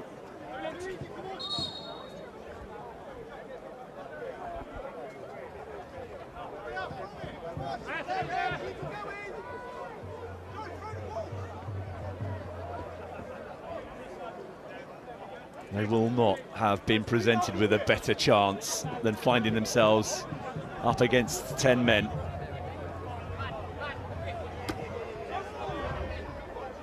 Described today, Ricky Holbert, as a 1 in a million opportunity to be at this stage of the FA Cup for the first time in nearly 8 decades. TV cameras in town to witness it, a bumper crowd in place, and now a chance for another cup upset, having already beaten a team from the 6th tier. Stewart.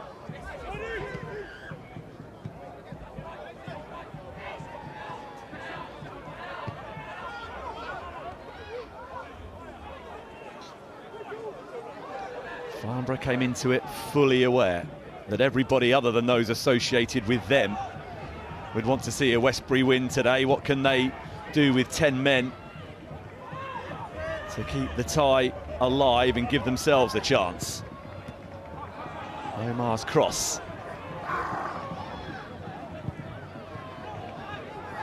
Yeah, that's that composure. You've got your extra man. Don't be too free just to give the ball away too quick. Regain possession, get your passes in, build into the game.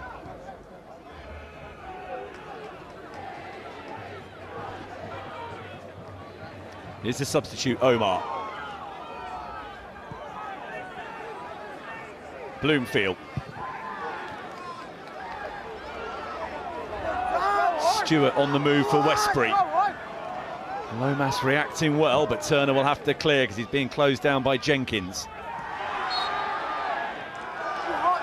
Free kick for Bowles' challenge on Rakesh Bingham.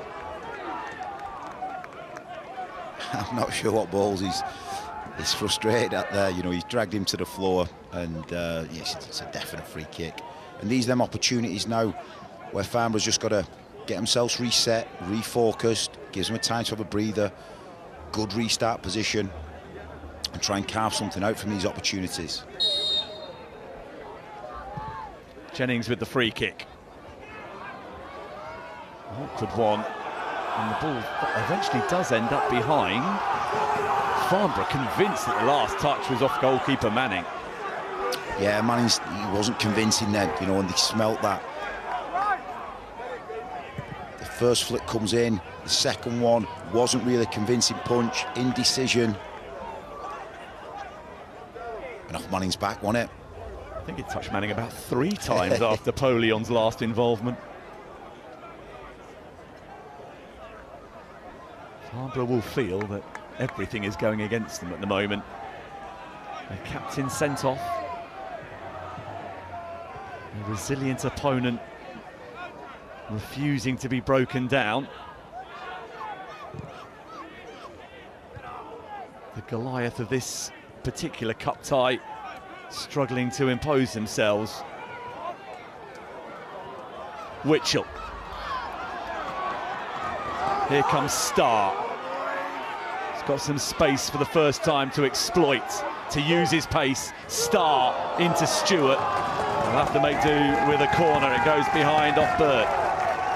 Yeah, it's coming to that, coming to Stewart there. He's just rolled it the wrong way. I thought he'd done a body feint and was just going to take it back onto his left foot. But good defending. I was told that this boy Ben Starr could run with the ball at his feet. And with Farnborough now playing with 10 men, perhaps he will get a chance to demonstrate that. Yeah, they've got to get the ball more to him. He's definitely got the potential to hurt the team. Ball with the corner. Headed away by Bloomfield. Witchell swaps passes with his captain. His cross is a challenging one. And that was an acrobatic effort from Whitcomb. Ball is in there. Who tried to improvise with the outside of his boot. Yeah, he's got good quality, and he's felt this. I mean, the first sort of overhead kick was very ambitious, and then he's fell to ball. Good reaction, reacted well. Definitely wanted the story of this round, but then good improvisation there, just to well, almost try and guide it in more than have a strike. The ball it was with the follow-up effort. It was Westbury lad Jack Whitcomb who clearly decided if he was going to score in the FA Cup live on television, it was going to be a good one.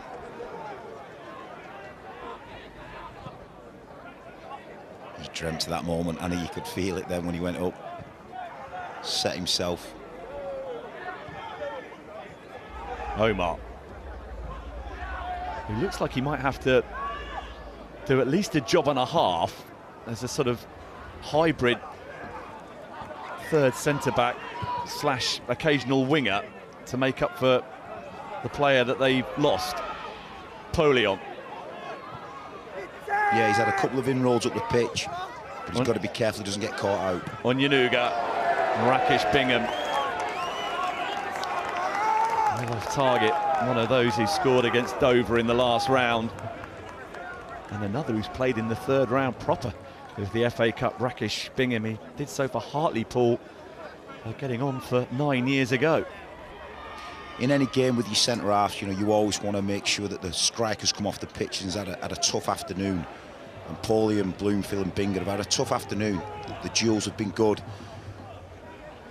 They've got in and around and they've made it difficult to them have any space whatsoever. Really excellent marshalling from Westbury centre-halves. Well won. And now glanced on by Francis. He might have the freedom to get a little bit further forward, the player with number 8 on his back for Westbury. It's Cockerill.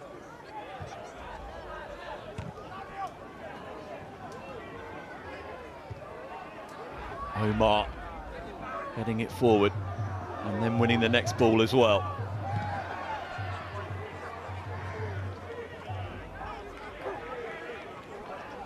Told me yesterday he knew the minute the draw was made that this would be the TV pick.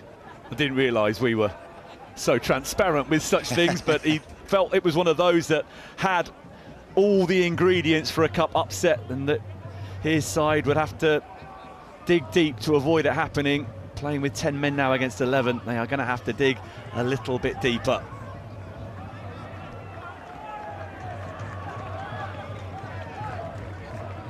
Westbury's got to remain focused. You know, you don't want to get into the 70th minute and the last 20 minutes now, a break of concentration, a lack of focus, a lack of good positioning, and a mistake leads to, you know, Farnborough getting a goal.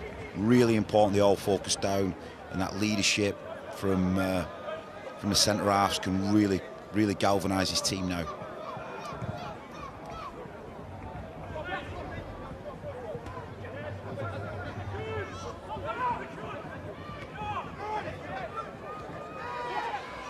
Ritual wins the header.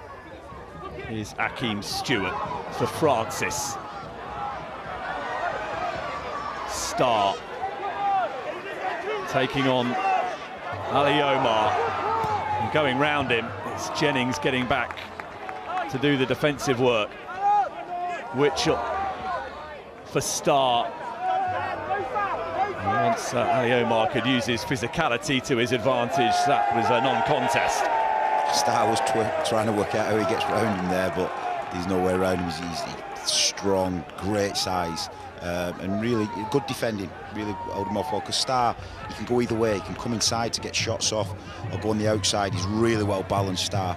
And if they can get the ball to him, I see him as a threat. I see him as someone who can just unlock Farnborough's defence. In from Akeem Stewart. Away by Young. Polion sets off in pursuit of a goal for Farnborough. Polion up against Cockerill. Dominic Polion somehow just about still going, and then fouls Cockerill as the ball breaks loose. Great determination by Cockerill. You know, he's in a vulnerable position. He's got Polion out wide. It's a 1v1. He stayed with him. Excellent defending. Stuck at his task. Took a little bit of a hit there.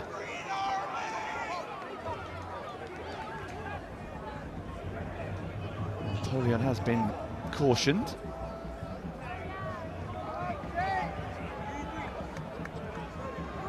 Not for the challenge itself, we believe, but for what was said in the aftermath of it. Probably. Confirmation from the touchline that Dominic Polion has been cautioned for reckless play.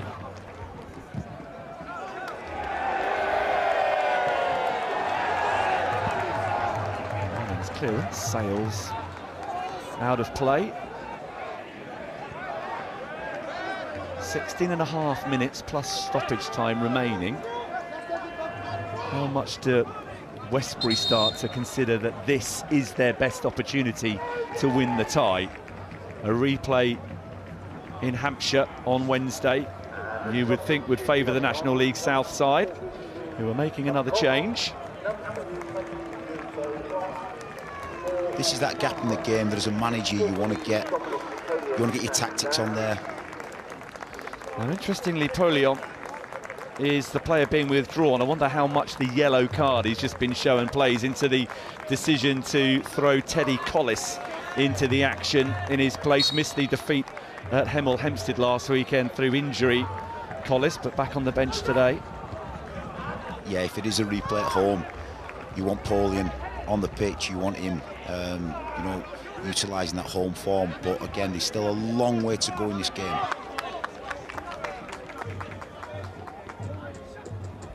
So a hugely experienced player with 5 goals this season is replaced by one who is yet to score since joining Farnborough in August.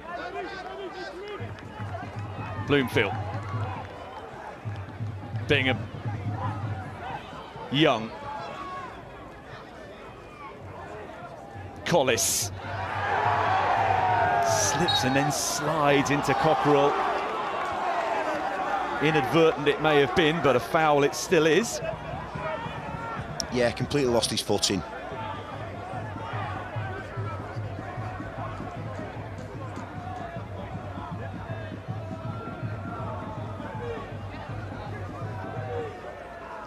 Just looked like he just rocked his ankle there. Just on that impact, his bodies went into his ankle.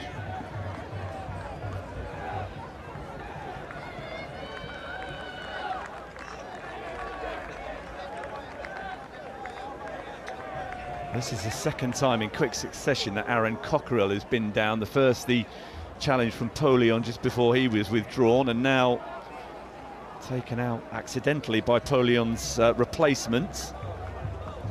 Look like they're just checking it for ligament damage there.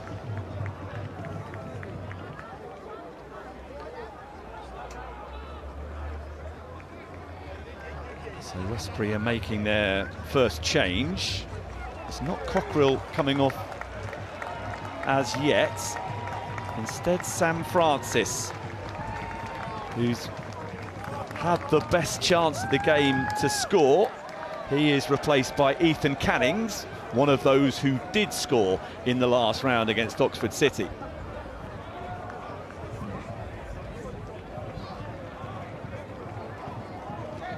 Yeah, he's done everything his manager's asked for him and his team's asked for him today. Francis, he's put a real honest shift in, and he will. You could tell after the header that he was frustrated with that. But he's got to be proud of the work that he's put in individually for his team and his manager today, and his, the supporters. Really honest display. Forward from Manning, headed back away by Ali Omar, who's now chasing down the ball that is won by Hakeem Stewart. Can only see it run into touch ahead of him.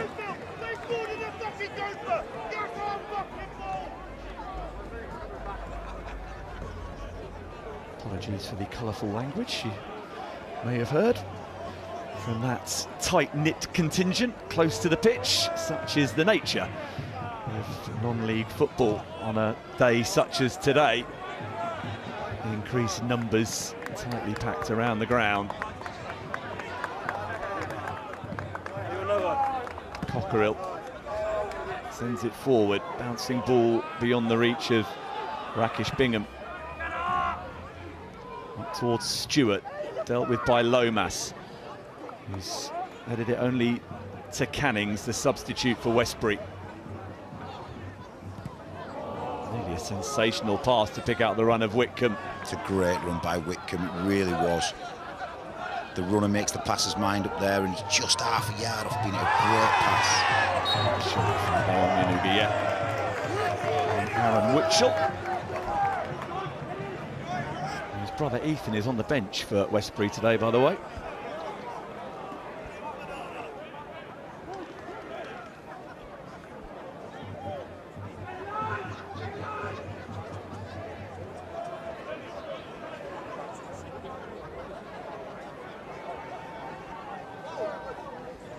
Fascinating final 11 minutes and stoppage time to come.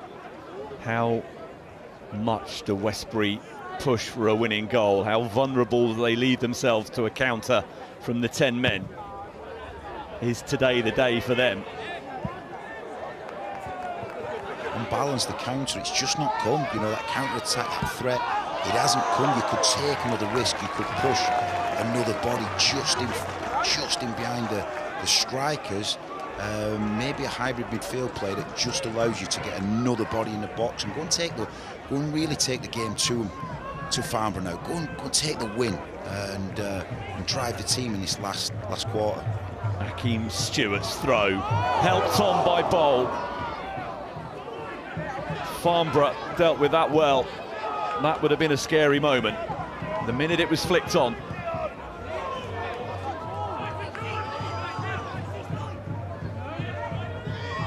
Stewart. Whitcomb is offside. Didn't look it from me there. The centre half was, I think, playing one by at least a yard. Substitute now, number 9 coming off, 21 coming on for Farnborough. Number 9, Rakesh Bingham standing down, 21 is Ryan Hook coming on. As you've heard, Ryan Hook is the player coming on for Rakesh Bingham. Hook joined the club last month, having been released by Charlton. Coming on for Westbury, number 14 going on. Josh Jenkins standing down. So Jenkins is withdrawn. And we do have both of the Witchell brothers on the pitch for Westbury. Now it is Ethan, who joined the club from Shepton Mallet in the summer, joining brother Aaron for this latest stage of a thrilling FA Cup adventure, which has taken them through 4 rounds. Westbury United, can it take them any further? What a moment for the family to have 2 brothers on the pitch. It's such an important tie. Absolutely proud moment there for the Witchell family. It's getting 10 minutes at least. There'll be a sizable chunk of stoppage time, won't there? On Yanuga's header.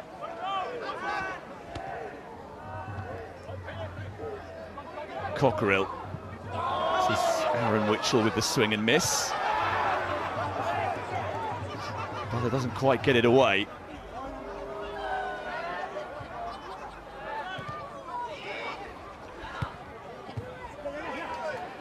Cannings keeps the ball in play and sends it forward up towards Bowl, who's suddenly further forward as a result of the change to bring on Witchell, who is an out-and-out left wing-back.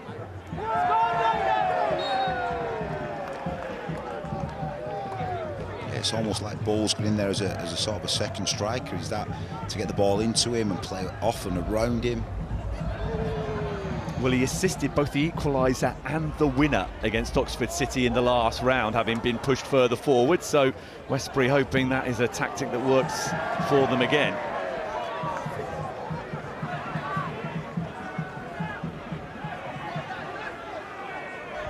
There is a lot of versatility in this Westbury United squad, something that Farnborough recognised. It's not easy to predict how they're going to play and how they might change things during the game. So many of their players capable of doing jobs in multiple positions.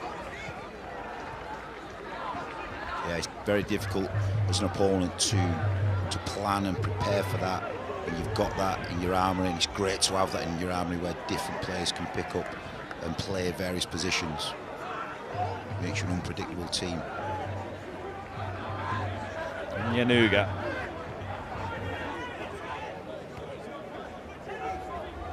What can the 10 men of Farnborough do here?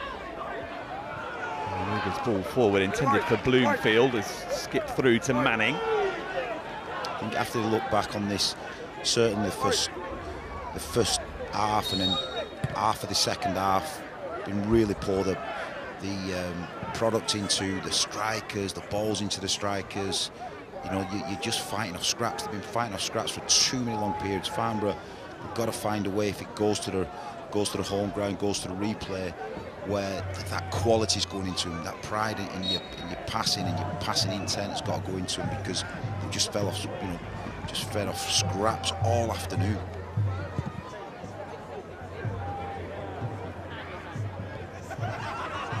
Bird with a good initial leap.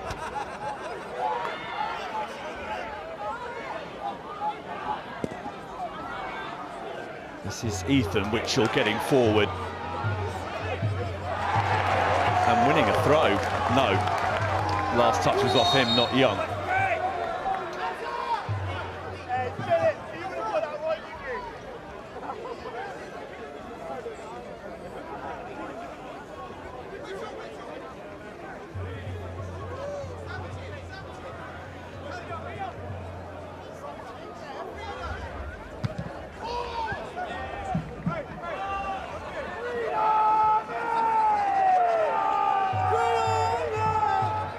Westbury's not realised where this opportunity is now in this last remaining 5, 6, 7 minutes to go and really take the game to them, cause them problems. They've almost settled that they might have to go to Farnborough, but for me, after the sending off, this was a great opportunity to take the game by the scruff of the neck, and they just haven't.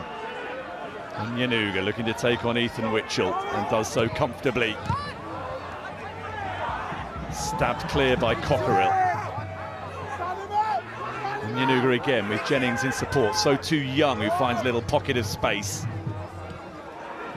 First touch is good.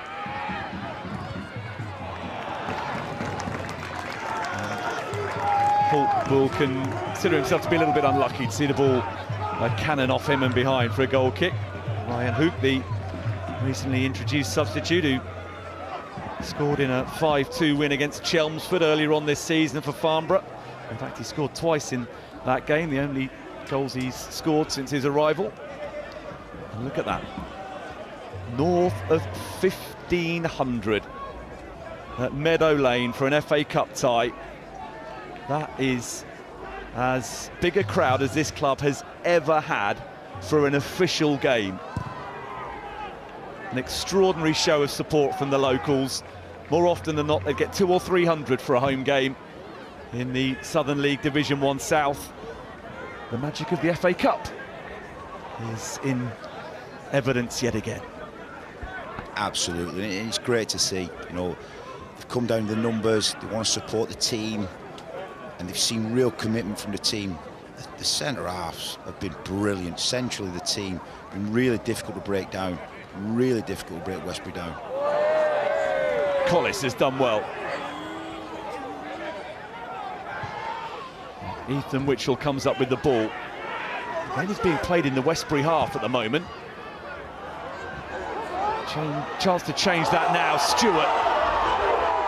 Bird stood his ground. That might prove to be a really important piece of defending by Lachlan Bird. Yeah, he's been excellent. He's been a colossus back there. He is a good size, but he moves well. And yeah, great defending that. Here's Young. Collis. Why not? He certainly knew where he was. He'd set himself. He's got a really good core balance there. And yeah, it's an half-decent hit, that, without troubling the keeper. But you've seen him dip and just go under the bar. And so Westbury playing the substitute. 10 comes off, 18 goes on. He couldn't do it again, could he? Number 18, Ali Sen, who scored the stoppage time winner to get Westbury United to this stage of the competition, is on for the conclusion in place of Aaron Witchell. He was their big notable summer signing from Wells City. An injury in pre-season means he's yet to actually start a game, Ali Sen, but he's written his name into local folklore with that winner against Oxford City. Imagine what would happen if he repeated the trick today in what's remaining of this cup tie. Yeah, it's a good psychological sub to impact the game. That the Farnborough players will be aware of that he's come on late and scored. Wide it goes from Young. Farnborough, though, might still have a say today. Might not need a replay. Collis with the run. Back into a dangerous area. And Manning is there to gather. What a pass by Jennings. Little reverse pass. Excellent work. Here comes Ali Sen. Swaps passes with Bowl. Sen. It's done brilliantly right up until the moment where a quality delivery was required. Yeah, a really good play. And that's what I was expecting for the last 20 minutes, you know, making advantage of them 1v1 situations, 2v2s, going finding your overloads.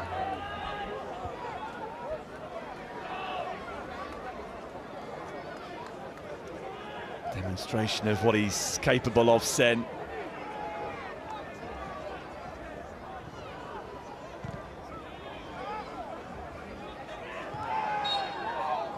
That'll be a free kick for a moment of clumsiness from Bowl.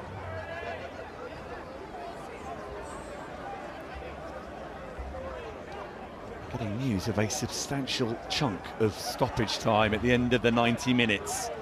There is still going to be time for this tie to be decided at the first time of asking.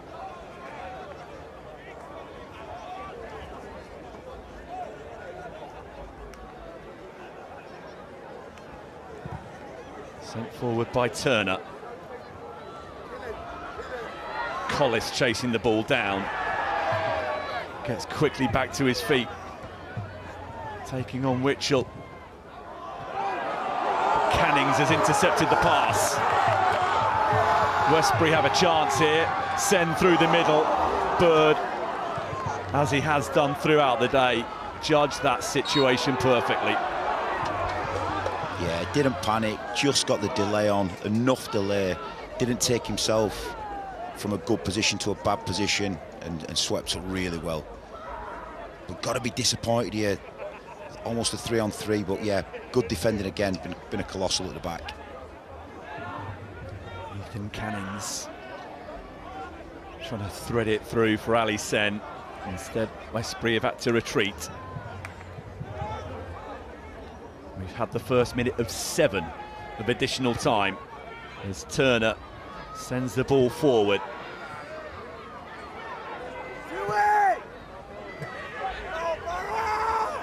Collis. Hook. Oh, is this the moment? Very nearly a flash of brilliance there from Kai Jennings to win the tie. Yeah, he could have been more influential today if they'd found him more. You can see his quality. Decent pass, good touch, wriggles free. Just not hit the target, just slightly off balance and leaning back. And again, good defending in his zone, dueling with him. Credit to defending as well, but for me, he could have made a real difference if they'd have played through him more today. Well, the pitch is tricky, you wouldn't have known it, the way that Jennings controlled the ball, turned away from his defender and got his shot, at least in the general vicinity of the target. Omar, that's a good header forward. And Bloomfield couldn't get his feet sorted out with Manning. Momentarily in not the most ideal of positions for a goalkeeper. Yeah, just caught in two minds here. He wasn't sure at first whether to take it on his left foot, and then he's almost tried an improvised shot with his right foot to just lift it over Manning and caught him between the two.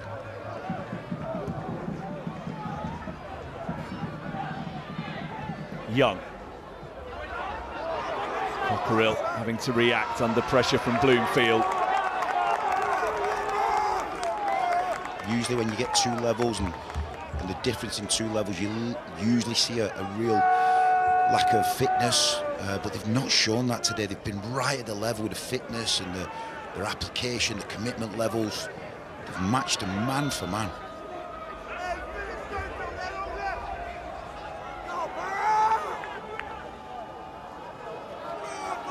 Omar's throw. Young first to the loose ball. How often have we said that today? And then Young's cross, bowl away. That was a hefty collision. Both players going down. Stewart it was for Westbury.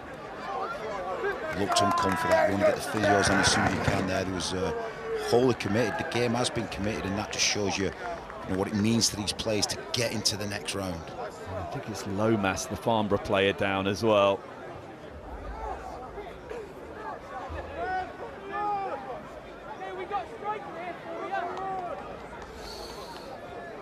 Wholly committed, real commitment, because he's on a counter there. He's looking to penetrate, looking to counter. Just hope they're both okay.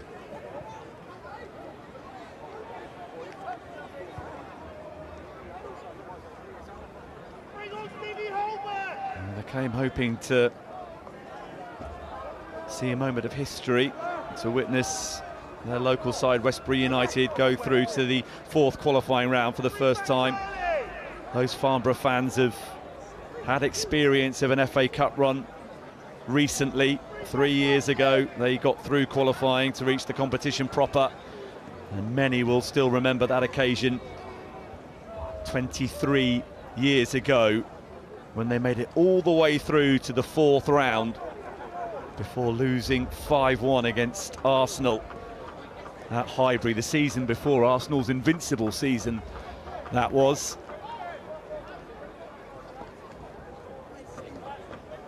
What could a run for either of these clubs like that do for the finances? Already Westbury say the FA Cup run that they've enjoyed up until this point will make sure that they can pay the players for the rest of the season, that will make sure that their finances are taken care of for this campaign. And certainly Spencer Day, the Farnborough manager, said that an FA Cup run could be financially crucial for them, could certainly make all the difference. He hoped to God they would make it through today. Being in the draw for the next round was the bare minimum that Farnborough wanted from today. It looks as though that's going to be the case. Yeah, they've gone down the throat of the team, you know, every time centrally, and Westbury's just really dealt with it well. They've soaked it up, soaked the pressure up. Well, Bird wasn't able to get the ball away on that occasion, and Yanuga was the alert extra player there, getting it back to his goalkeeper.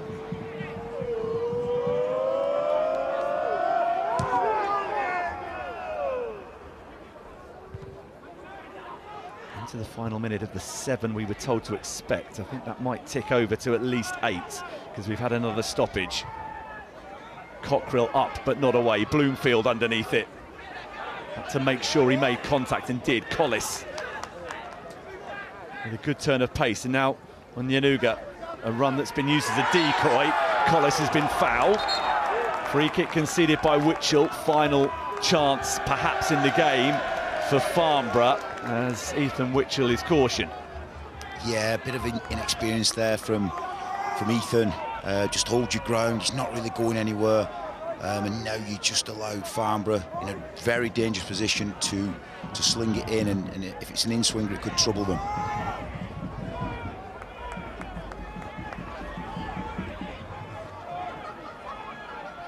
Attacking the end where their travelling support is populated. With stoppage time expired, what can Farnborough do here? You sense it's a big moment. They've defended these set pieces with everything. In from Jennings. And here's the chance to win it, taken. Teddy Collis with a goal right at the very end. In the 98th minute, that seems destined to send Farnborough of National League South with 10 men through to the 4th qualifying round of the FA Cup. That's heartbreaking, absolutely heartbreaking. They've given everything. It's a quality ball. Again, Bird come up there, been brilliant in both boxes. Rises the highest, and it's just a good striker's finish. Alert, attentive, moving forward, and it presents itself an easy chance from in the end. But again, you can't underestimate Bird's commitment and his competitive spirit in there to go and win the first one. But heartbreak, absolute heartbreak for Westbury. Give everything they can to this cause. Teddy Collis' first goal for Farnborough. Looks like being an FA Cup tie winning goal. It is Farnborough who prevail, despite playing much of the second half, a man down. The substitute Collis, who made a really big impact after his introduction, was in the right place at the right time to steer in the rebound after the initial effort from Bird had been saved by Manning. Westbury United's FA Cup adventure comes to an end, having come through 4 rounds and 5 matches to get to this point. The step up in quality against Farnborough from 2 divisions above was a hurdle they couldn't overcome. Collis gets deserved congratulations. No replay required for Farnborough. A winning goal in the 98th minute at the first time of asking sends them into the draw at the expense of Westbury United. Congratulations to the home team for their run that got them this far. A record-breaking, historic run for them.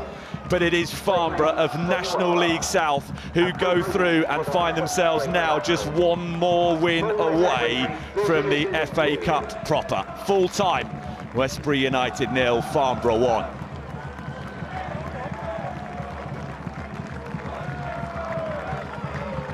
A lot of relief there as well. You know, I look at the reaction there. A lot of relief.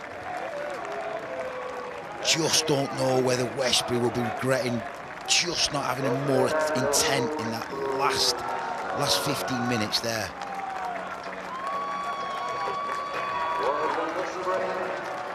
Already an inquest for Westbury as to how things might have gone differently. But jubilation for the travelling Farnborough support, who were made to wait until the dying embers of the contest for a clear-cut goal-scoring opportunity. But when it came, Teddy Collis took it. Ricky Hulbert and Lewis Porter will hope that this FA Cup run for their team has earned them some increased local support. They deserve huge credit for very nearly earning themselves a replay against Farnborough, but this wonderful FA Cup run for them is over for this season. Congratulations. That's the thing in football, sometimes you get that one opportunity, one chance, and it's like they just didn't smell it after the play got sent off.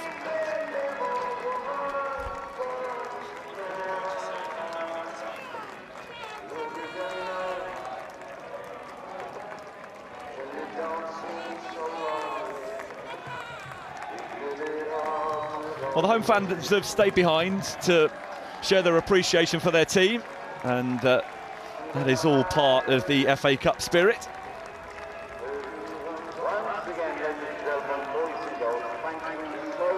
Yeah, they've given the lot.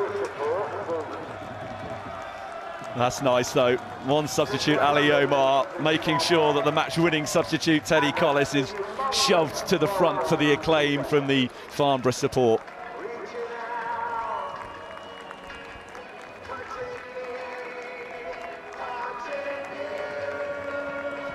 Well, let's take a look back at the key moments that have seen Farnborough prevail from this FA Cup third-round qualifying tie. Westbury did well in the first half, had the more convincing efforts at goal. That one from Ben Starr, dealt with by Jack Turner. Yeah, Starr carried a threat all game with his movement, with his fluidity. Didn't really trouble the keeper, but again, shot on target. Farnborough had the early headed chance for Bloomfield that was straight at the goalkeeper. Polion, their most likely goal threat, didn't get anything really in terms of presentable goal-scoring opportunity in the first half. Jennings lashing wide in the second. And then the moment that looked like it was going to swing the tie in Westbury's favour, because Ollie Robinson, the Farnborough captain, got himself unnecessarily involved with Akeem Stewart. Yeah. And he was subsequently sent off. But the 10 men of Farnborough kept pushing. There was a chance that came the way of Polion, which he seemed to react as if he should have taken.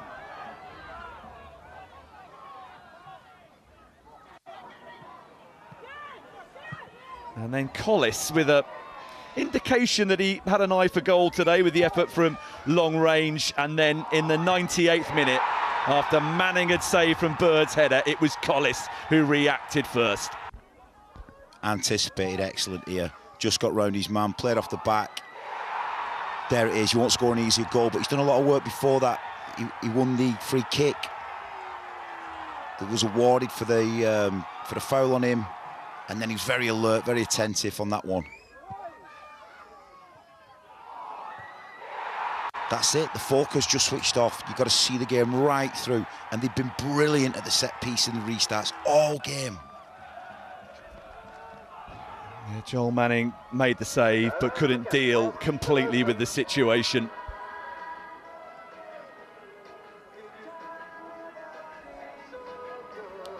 So it is Farnborough who go on.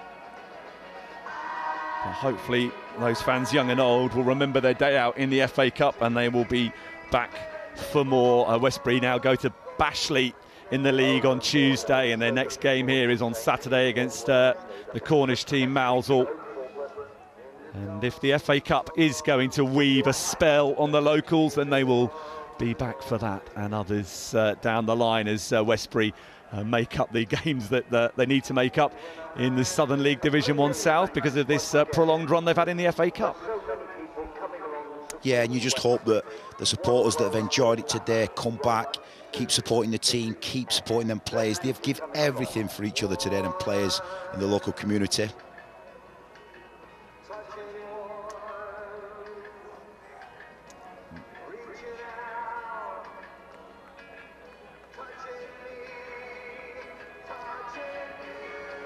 Well, you can see our live game from the 4th round of qualifying for the FA Cup on the BBC Red Button on Saturday, the 11th of October. There are still, though, by the way, 39 ties to be played in the 3rd qualifying round. This was the first of 40. Well, lots more still to come across BBC Sport this weekend. Still ongoing right now on the iPlayer, the Road Cycling World Championships women's road race. Very shortly via the red button you can see final score, keeping you across all of the action around the country this afternoon. Match of the day is on BBC One at 10:30 tonight, with highlights from day 2 of golf's Ryder Cup on BBC Two at 20 past midnight. Tomorrow, 2:15, BBC Red Button, Match of the Day Live, Women's Super League action for you, West Ham United versus Chelsea.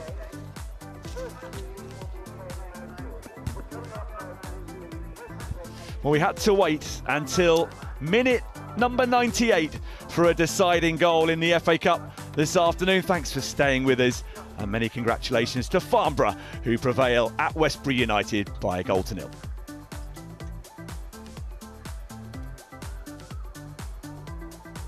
Another season of ups, downs, and everything in between. Does it feel a little bit different this season? Here we go again. Ooh, the action. You want to have your say. And the reaction. There's lots of talk on social media. Goals dissected. Got to do this, got to do that. Interesting debate. Fans connected. A lot of match of the day. Who's going to win it? What do you think? They've all got a chance. Like never before. 209 live games on 5 Live. Keep your discipline. How about that? Entertainment. It's what everybody's talking about. Football on the BBC.